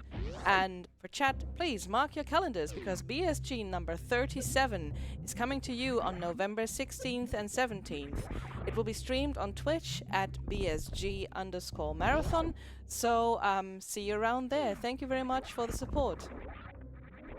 I've just gotten a very nice item very early on in Swamp Palace. I've already got the big key, which I would be hunting for a wee bit, potentially. Me finding that early on is quite handy. Means I don't need to check the back. The only reason I check the back is potentially for Ice Rod. What are the chances it will be Ice Rod? Not too high, but I'm going to have to check anyway. Unless suddenly Mike just gives me it right now. Nope. No? Nah. I'm not going to be sending anything for a little bit until the game's finished. So like 5 minutes-ish, I'll be releasing the rest of the items. Okay. But I don't think I've got any like required things from here. Fair enough. You know, we mentioned it before. We were, you know, apprehensive. We didn't know. We're a bit scared, you know, if we were actually going to make it on time. I actually think we're going to do it. Yeah, I think we'll be pretty bang on, but it's gonna be close. But I think we've actually got it in the bag. Now I've jinxed us, but you know that's besides the point. So turning screw attack off here, ice on. Start clearing out this last part here. Just get back to the surface. I would like my full ammo of supers for the Mother Brain fight.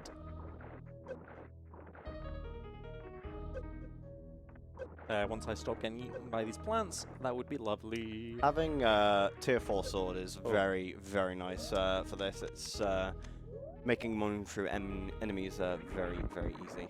Screw attack for iframes would probably be helpful if I remember to equip it. Hmm? I forgot to equip screw attack, and I was wondering why I was getting hit so much. I was like, I thought you got a screw attack.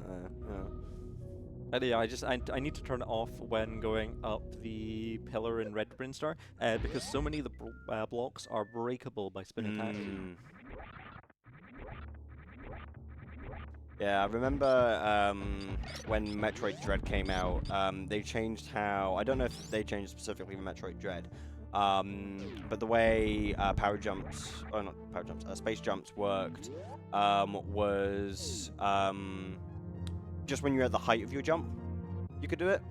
Whereas I know that it's a lot more different in Super Metroid. Pretty unforgiving. And I love how the way they teach that to people is you're going to be stuck here until you're good at it.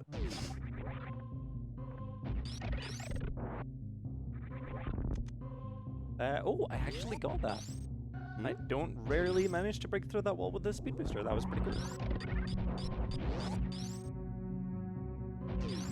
So we're going to be entering Torian here. This is the final part of the planet. Only accessible once you have defeated the 4 bosses.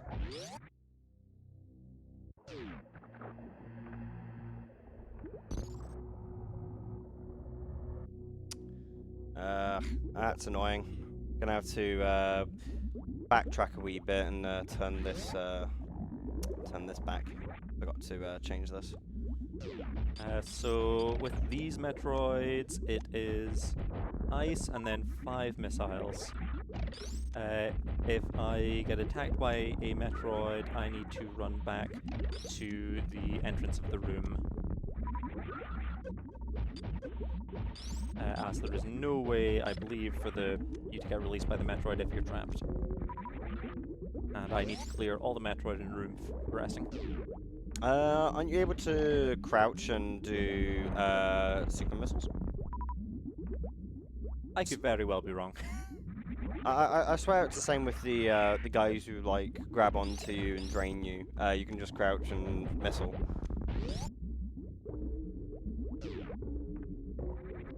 So I mean, ideally, I don't get caught at all, so that is very true. Shouldn't be a difference. Very careful here.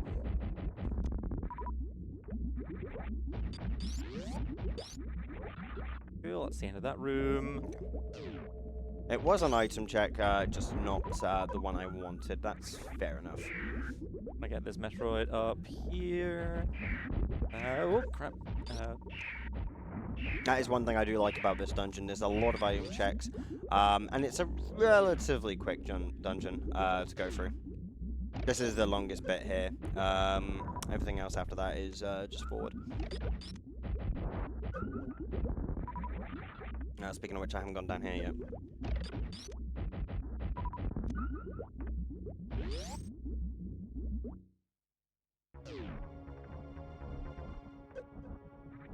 Okay, I think that's the last room of the Metroids done.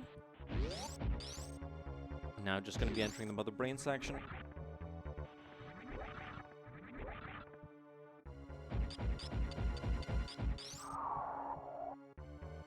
So here we get to see the biggest, the baddest, the Metroid TM.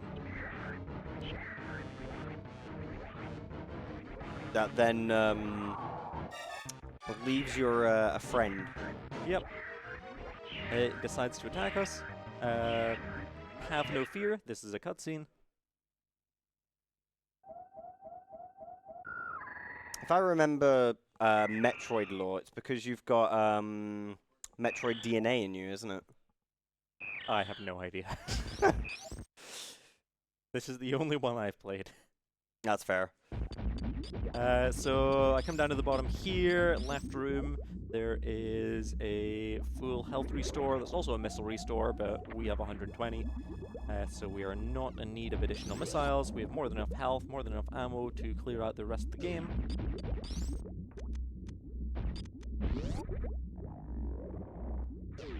Yeah, at this point, I'm only missing very few items in general.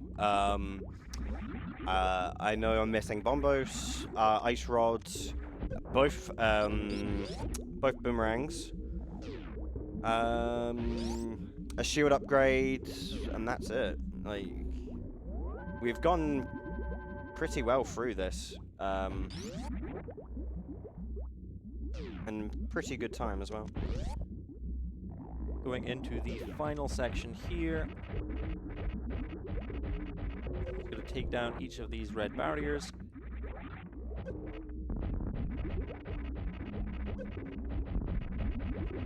Just gonna tank through the hits.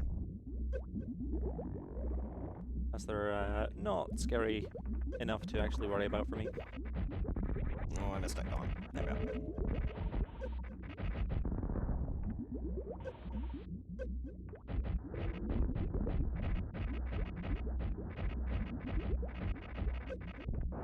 It's a very nice boss because I could just one hit all of these guys with butter sword. So I just grab one, hit, and then we're on to phase 2. Do you want me to try and kill him with silver arrows? Yeah, go for it. Ah, Cool. That's the us bows entering got so much lag. Mother Brain, the final boss. So I don't know. Host, are you able to see chat? There we are. Yeah, I can see chat. We don't have a donation incentive, but just for a quick, like, vibes for chat, are we feeling killing the animals or saving the animals? Well, chat, what do you have to say to that?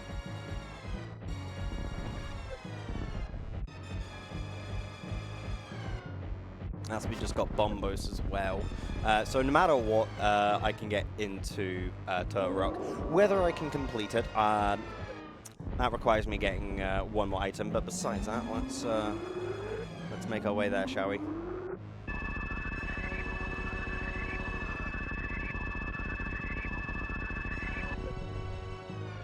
Okay, chat is out for blood.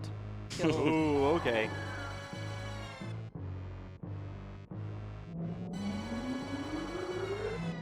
So despite this being the randomizer, there is always the option of still going to save the animals.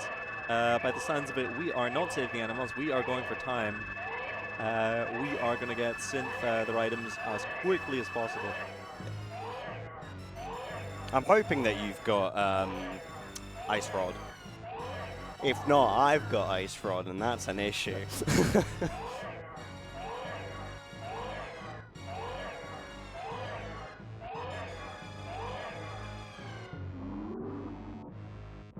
So I'm just going to get the rainbow beam here. Once this Metroid refills our health.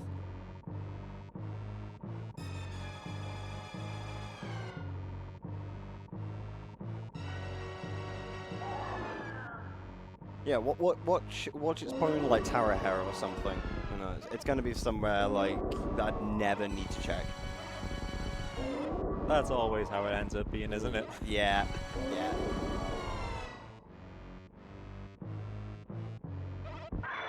Unfortunately, there's no in-game hint for that. But it's actually quite a handy little thing if you do play this game and you're never able to find silvers. If you get to Ganon without them, he will tell you where they are. He's very kind like that.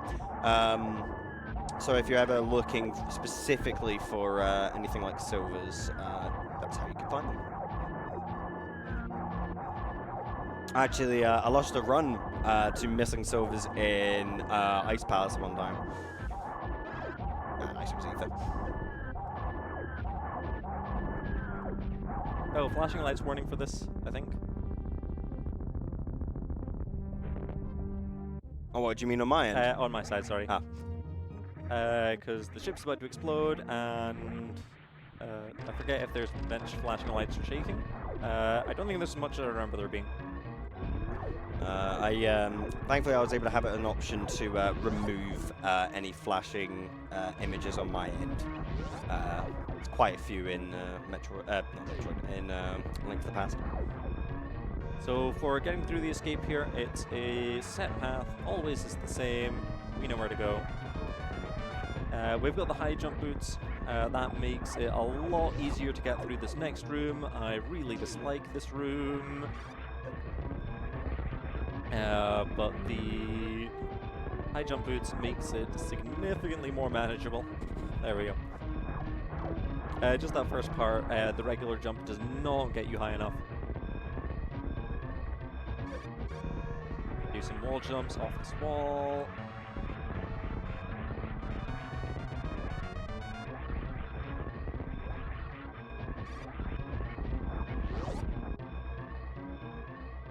This will take us back up to this infamous climbing section.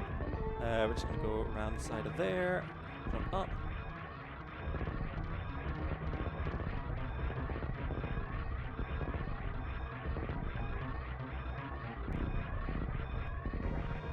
Oh, platforming is hard, especially when the screen is shaking.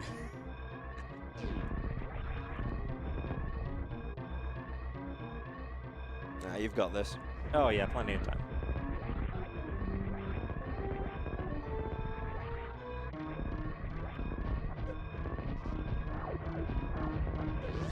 Right, do I have what you need to finish the game? Let's find out. That'd be very nice.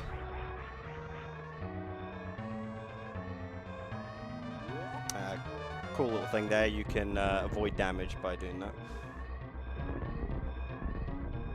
Cool, so now we just need to wait for the ship to take off. That'll register my game as complete. I think that has sent them through now. Also, well done. Yeah, thank you, thank you. That's quite a few. Da da da da. Oh, there's your net. Da na na na. Okay, that's not good. Oh no. That's not good. Maybe we won't use the hint for finding out where the sauce thing is? I wouldn't mind, because I've got an entire game. I could look for it, so you're able to. Are you able to pop up? I can check it, yeah. It might be in here. You know, that is possible. It'd be really nice if it is.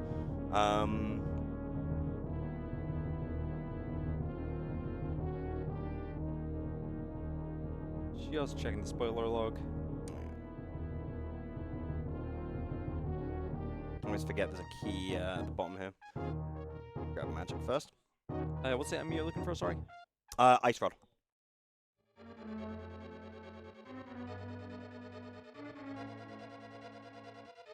Watch, it's right here.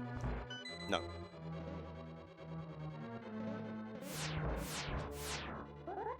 Turtle Rock. Oh, well, there you go. We played the scene perfectly, because I'm already here. That's great. The Crystal Roller Room. Okay.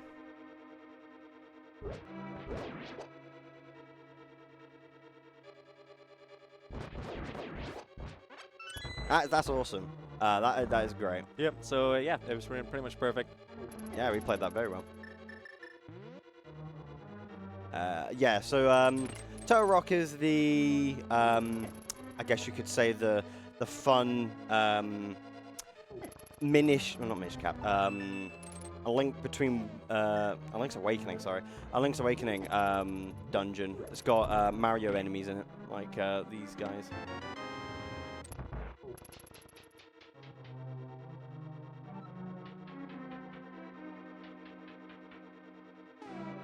I don't need him, that's fine.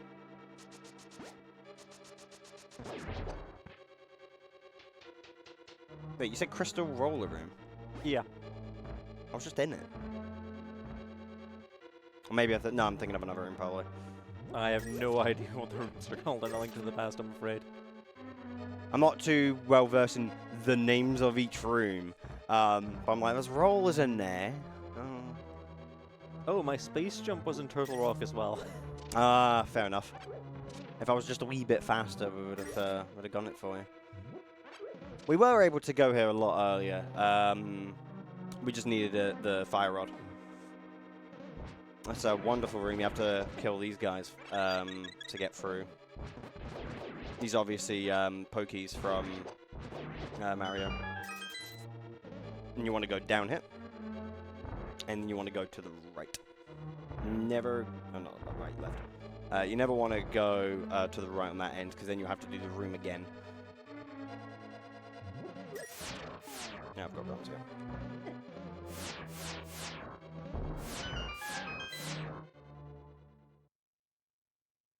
Alright, so I don't need to do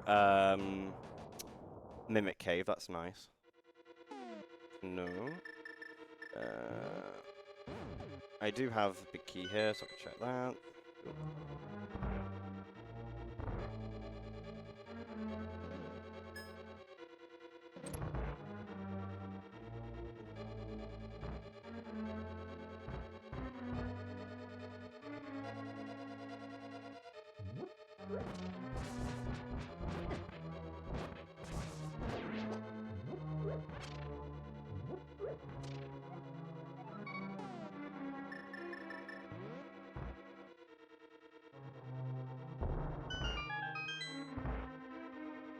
This is where it is. Yeah, Yeah. that'll be the case. Yeah, because the other room was just a roller room. This is specifically crystal roller room because it's got a crystal in it. That makes sense. And there we are. That's every item we need. We are officially now in go mode for myself as well. Yeah, we played that perfectly. Nikki. So is it still need to clear out the final the boss in Turtle Rock and then Ganon's Castle? Yeah, it's just Gan's Tower, and then once you've done Gan's Tower, you've got the final fight in the pyramid, which we actually never went to. There was a check on there that I never did. 2 checks technically, because you also have a check. When you get the 2 last crystals. Because typically in the game, you get silvers from the big fairy in the pyramid. And for that, you need to get the big bomb, which is only accessible once you've gotten the last 2 pendants, or crystals. Just give me a key. I know you're holding the key. Thank you. I can now leave. Because that other chest probably also had a key, or it had your space jump. That'll be where space jump was. Probably, yeah. Well, it might also be on the boss. It's dependent. But I only need 1 key, so I've just grabbed that.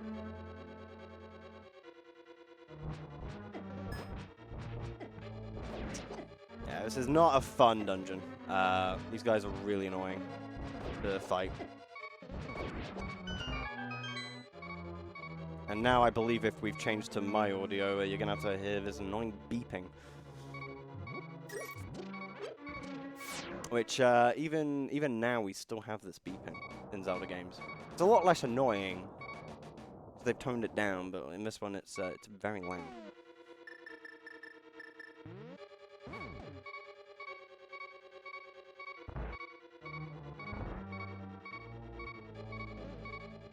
We're looking fairly okay for time. Ganon's Tower could take a wee bit of time, but we're not going to be too far behind, thankfully.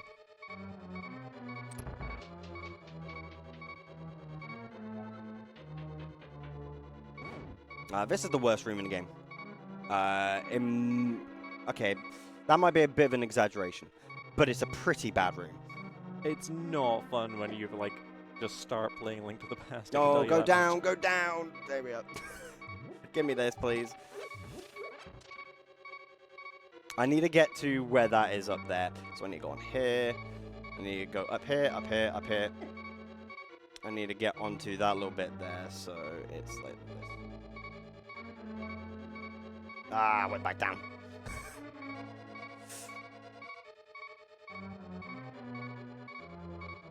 Down.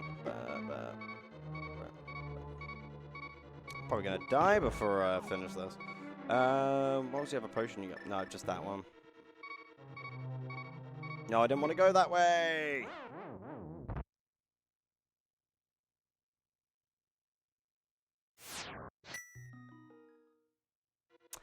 And now we have to go through the whole thing again. Well, that's right. Just whilst we're getting back to that point, probably for the last time, host, is there anything you would like to read? Yes, I'd like to take the opportunity to talk a bit about Crysis' skylight services. Crysis operates 9 skylights in the UK, in Birmingham, Trent, Croydon, Edinburgh, London, Merseyside, Newcastle, Oxford and South Wales. And in their own words, what they say is, at our skylights we provide practical one-to-one support to prevent and end homelessness by taking a housing-led approach, supporting access to benefits, healthcare services and employment opportunities. Our main aim is to relieve the huge pressure of homelessness by helping people find safe and affordable homes as quickly as possible.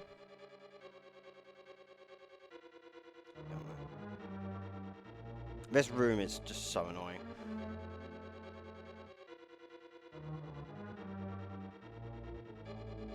There we are. So yeah, so every time you go in here, you need to hit this, otherwise you cannot exit. They decided for the last dungeons they were going to start being mean. And this is the last one besides Ganon's Tower itself. There we are.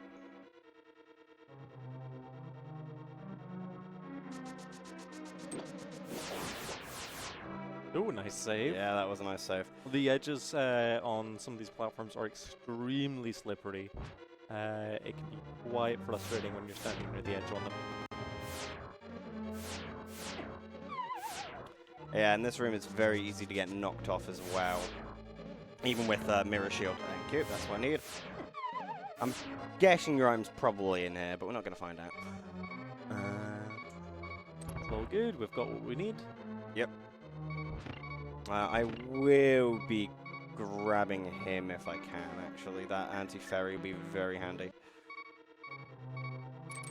Yep, get stuck in there. So I don't die again. Oh, almost. Please no.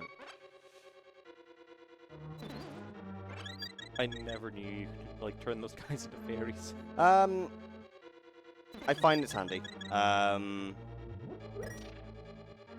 Health is more a commodity in this game than mana is. If you don't have mana, a lot of the time you're just... It can really mess you up. So I'd always preserve mana over health unless I really need it.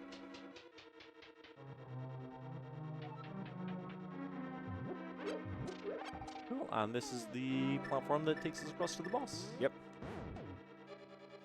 So this boss, you need to use the Fire Rod and the Ice Rod each to weaken it temporarily, and then you can do damage. If you do not, you cannot use the damage at all. Or you cannot damage him at all.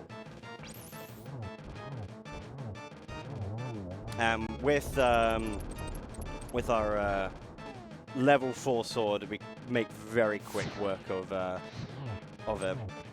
2, 3. If he lets me hit him again. There we are. And then we have a wee bit of Snake here. His movement is very interesting because it's specifically targeted on you, but he has a lot of like rubber banding and stuff. So I need to go here. Missed.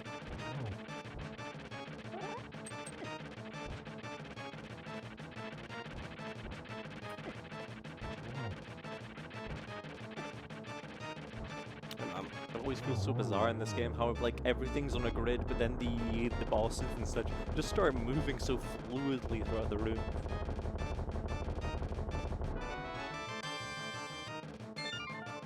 Alright, and that's us ready for Ganon's Tower. This is going to be fun. I've always despised Ganon's Tower. Besides being a gauntlet, we're going to have to fish for a big key. Now, everyone in the audience who is here, I'm going to ask you, shout out a number. How many chests do you think it's going to take for me to find the big key? There is a lot of checks. I believe it's like 20. So, who thinks? And I'll give $1 for how many chests it actually takes. 4. I'd be really happy if it's 4. Let's go middle of the road, kind of like 7-ish, I think. 7? Okay. 19. Please, no. We'll be here forever.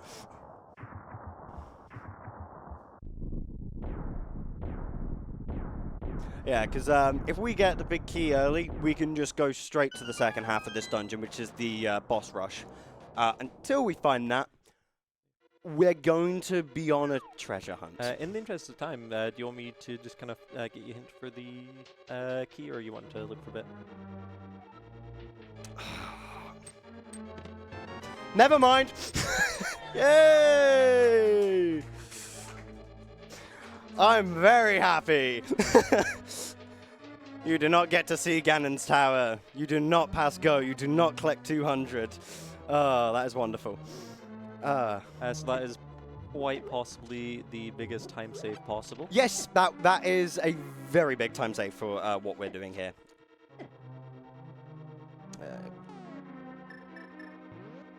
Yeah, it skips so much. The first part of the dungeon is mainly just blockades of keys and really awkward mana usage. So actually being able to just skip all of that straight away is huge. We go straight to the boss areas and the massive damage rush that is this game on this dungeon. Oh. Okay, game, you're gonna do this. All right. Are you? Huh? Game? No, are you actually kidding me? Can I get launched, please?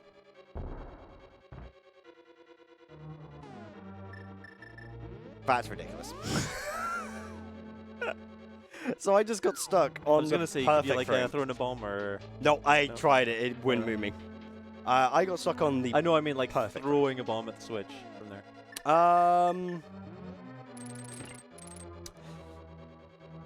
Yeah, we don't talk about that. Yeah, maybe I could have. Yeah, maybe. Maybe.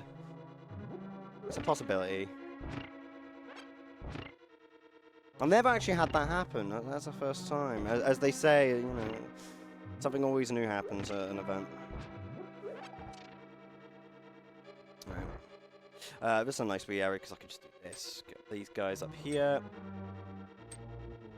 And then we just shoot them.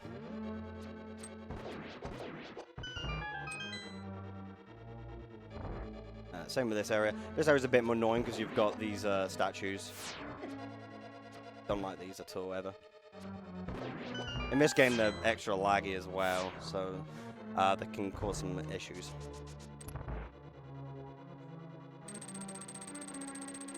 Very pleasant sound.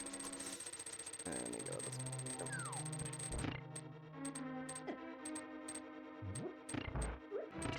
Oh, fun. Oh wow! Ooh, very nice. Nearly, nearly.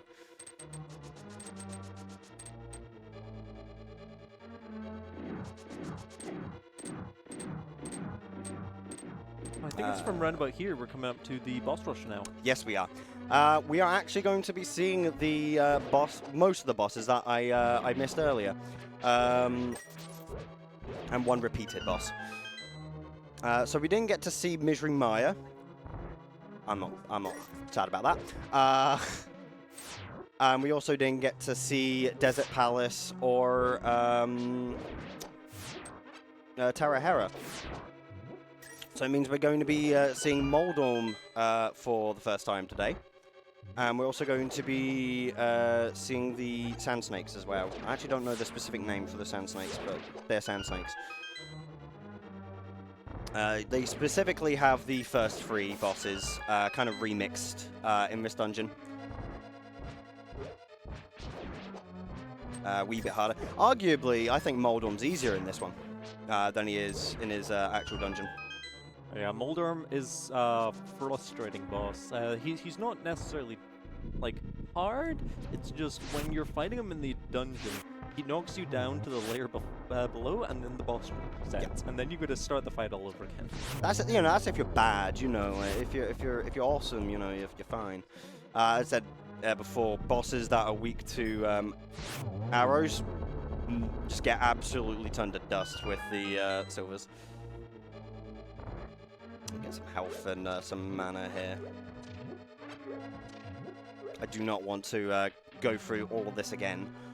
I could have gone a wee bit further back. There was a breakable wall I could have done to grab some health. I need to kill all three of these Wizrobes.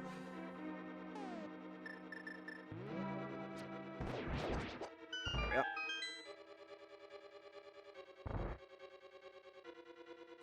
Yeah, Wizrobes in this game will always spawn in the same place. like these guys will always spawn where they are, but they will phase in and out of existence. They're very annoying.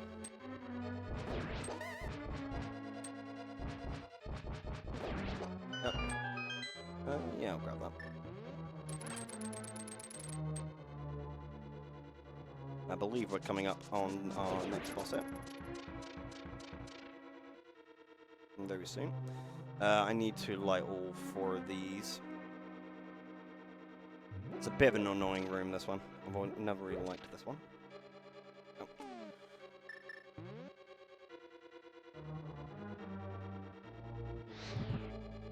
You can save a bit of mana here by just using the lamp. But with the fire rod, we can do it from further away.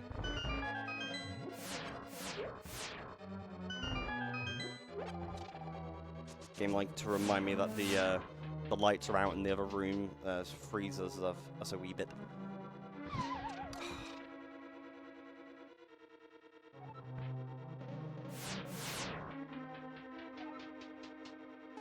Right, this is an extremely frustrating room casually just because the floor starts falling out beneath you. Mm-hmm. You kind of force to take that hit, which is very annoying.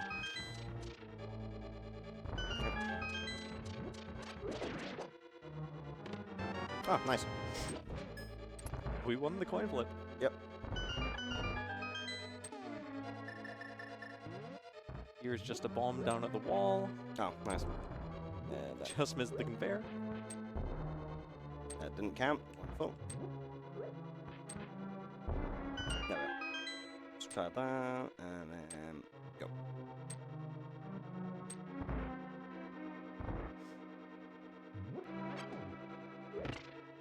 I don't know why they put a hex there. Like, who's gonna get hit by that hex?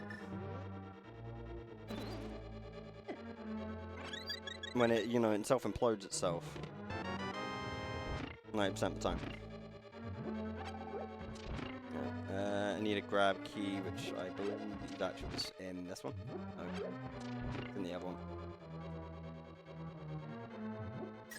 Or it was back in that other room.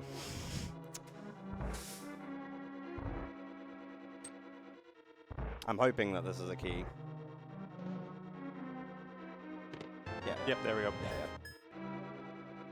The classic. It's not a dungeon I know or to like well. GT. I prefer not to play it. It's the dungeon I'm at the end. I'm like, ugh. Right, second boss here, Moldorm. You can actually skip this if you know how to hover. So if you, I believe it's frame perfect, but certain people are really good at doing it. You can spam your Pegasus boots and very carefully inch forward, and you can hover over gaps. It's very impressive if you can do it. Oh, nice. That's where one of the items I was missing.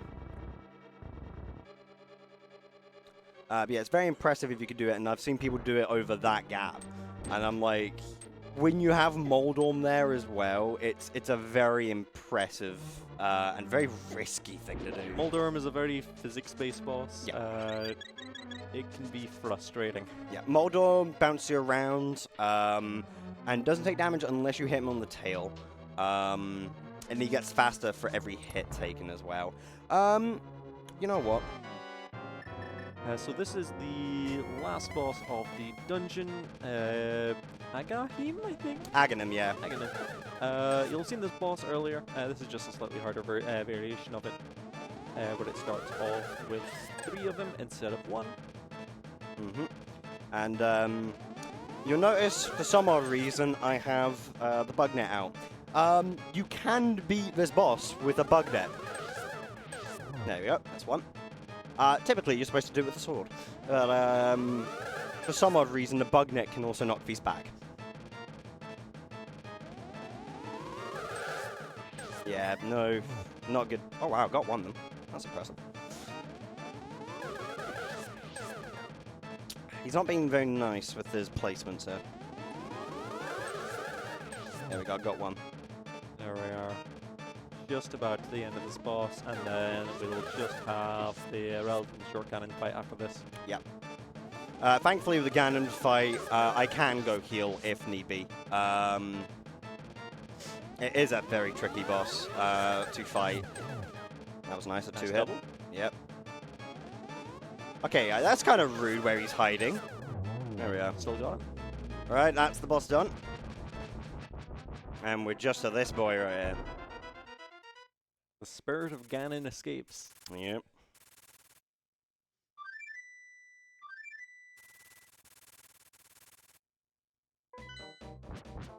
So I end up here.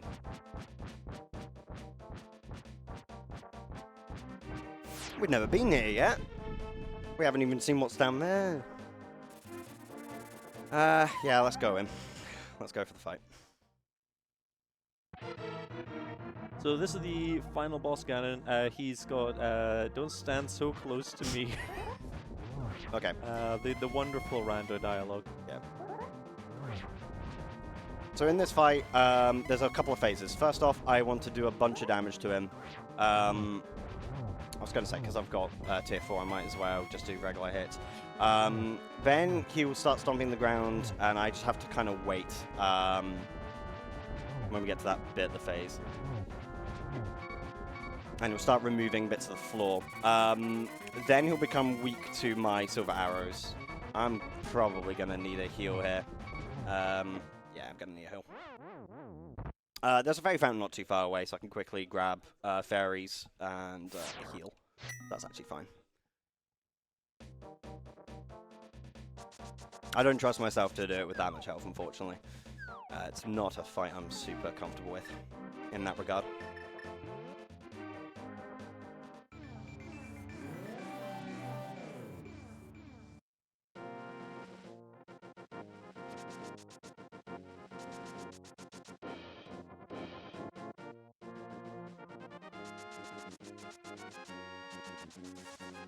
But yeah, Samus's adventure in Hyrule has certainly been an interesting one today. Yeah, overall, this seed wasn't too bad. This was a really good seed. Yeah, it had a few little roadblocks here and there. But overall, this has been really nice. There wasn't too much waiting. Yeah, I think On the other side. on my end, I think most of this has been very, very good. I haven't had any super rough roadblocks. Anytime I've been like, not sure where to go. There's always been something else I could do. There's always like another dungeon or another like bunch of checks I could do. So I was very happy with this seed. Right, here I should be able to grab a bunch. I only need one. Well, I can only grab one because I only have one bottle. That'll be us. That should give me plenty of health for this fight. Cool. Now we just need to head back to the location for the back to the castle.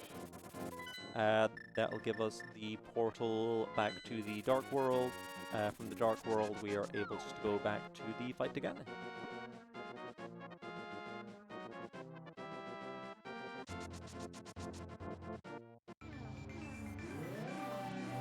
Yeah, if you are interested in trying out something like this for yourself, it doesn't necessarily have to be Super Metroid and Link to the Past. There are so many games which are supported. I'd recommend checking out archipelago.gg, their Discord server, for the list of available games. It's just a fun thing. Get a few friends on a Discord call, sit down, do one of these over a weekend. I got introduced to it by a friend, Bryn, about a year ago or so, and I have been absolutely hooked on doing various of the randomizers over time, so it's been really nice. Yeah, I was gonna say, I know like things like Minecraft are on it. Minecraft, Pokemon, Dark Souls. I don't know how that would end up, but it's a thing. There's so many. We're getting into phase 2 here. Ganon's bringing down the outside of the arena.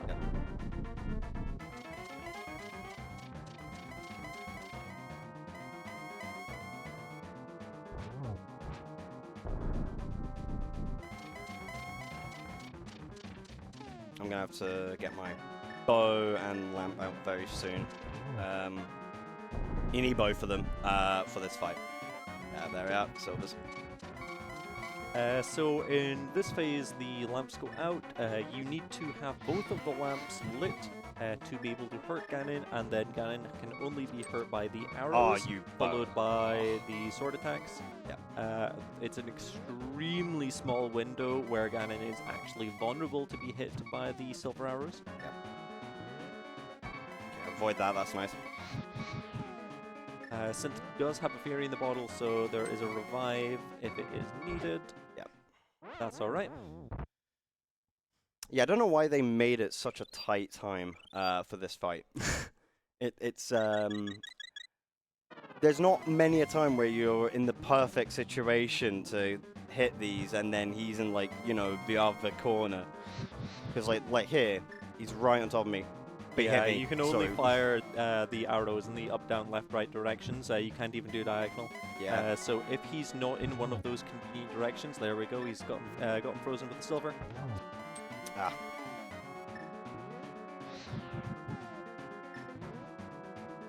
Come on, move. Oh, come on, that didn't count. Alright, that's another one. And then we'll be coming up on time here shortly. Yep. If I don't...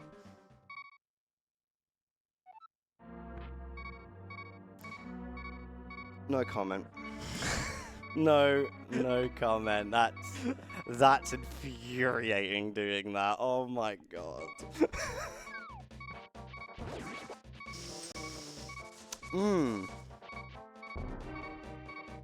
That is indeed a thing that can happen, game. Yep.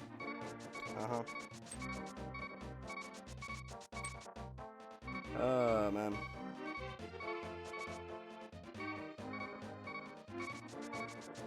I believe this is also a fairy fountain. Yeah, we go.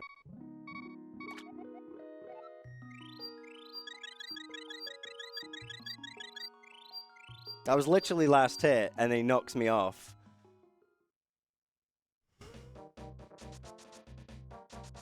It's the biggest troll ever. He's worse than Moldorm. Moldorm was fine. Yeah, the Ganon fight in this game is really quite especially difficult. Are you want to get a fairy in the bottle as well? Nah. Okay, we'll go for it.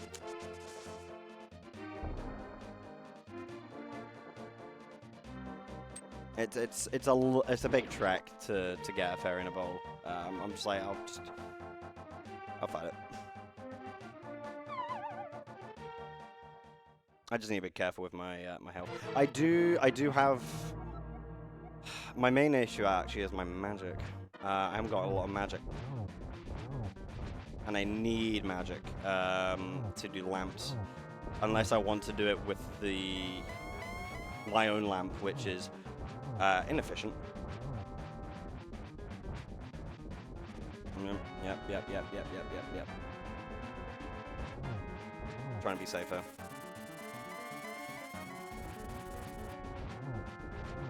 Go on, stamp your feet. A few more hits will be the end of phase 1. Yep. There we are. Oh, that's annoying hit.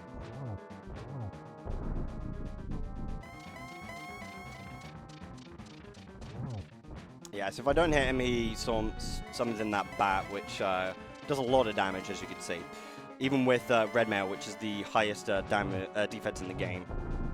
So I want to keep hitting him. 3, yeah. I got it. Okay, right. Now I need to be very careful. Alright, back into the final phase. Oh, that happened again? I can't even, like, control that either. He just happened to spawn on top of me. Oh my gosh. Oh, that was unfortunate. He did it twice! I can't believe he did that twice to me. That's insane.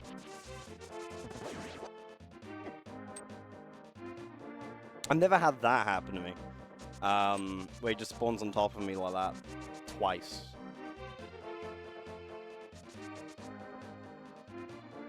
Such a rude Ganon. Yeah, I'll grab a bolt fairy. We need to be done with this. Nah, I need to be very careful with my magic next fight.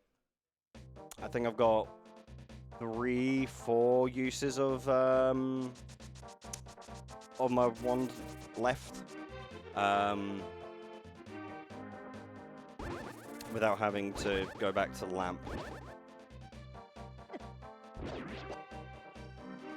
Unless an enemy drops me a magic refill, that'd be nice. Oh yeah, I need to go back into light world.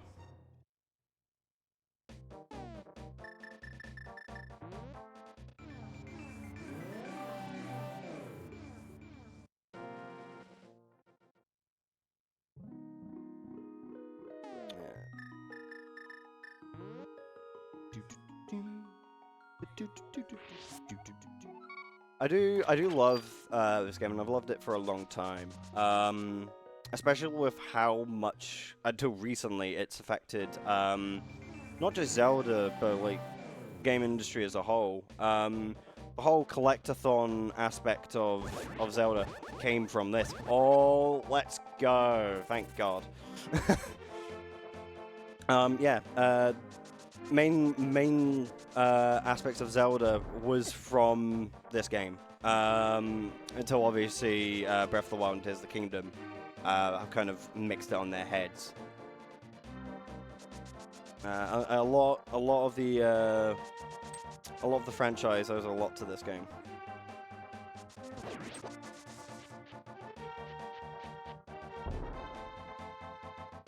Zelda was one of those games that was always too smart for me as a kid. I could never get past the first dungeons in the games. I owned like 5 of them. Do you wanna know what my first Zelda was? My first Zelda was Spirit Tracks on DS, which is arguably the hardest puzzles in the entire franchise. I will never forgive them for that one puzzle in Phantom Hourglass, which involved, it was like... Oh, closing the DS? Yeah, you had a map on the top screen, and an inverted map on the bottom screen, and you're like, you've got to transfer this from one page to the other. And I'm like, how do I do this? You had to close the DS screen. Yeah. It's infamous. You know what's even more infamous? People asking how to do it on emulator. Yeah, that's fair. Because you can technically do it. That's a really good cycle. Took a few hits, but he should be ready for stage 2 now. Then we'll be on to stage 3. Yeah, he is. Awesome. Oh my gosh, I'm getting hit like crazy though. Oh my gosh. Oh, that's right, we got the fairy. Yep.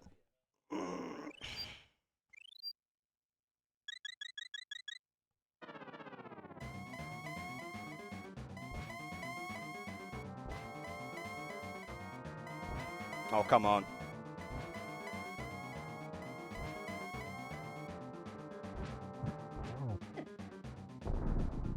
There's one. Cool. Star's bringing down the floor. I need to hit him, otherwise he's not going to do it. There we go. Alright, I need to do this hitless now. The entire thing.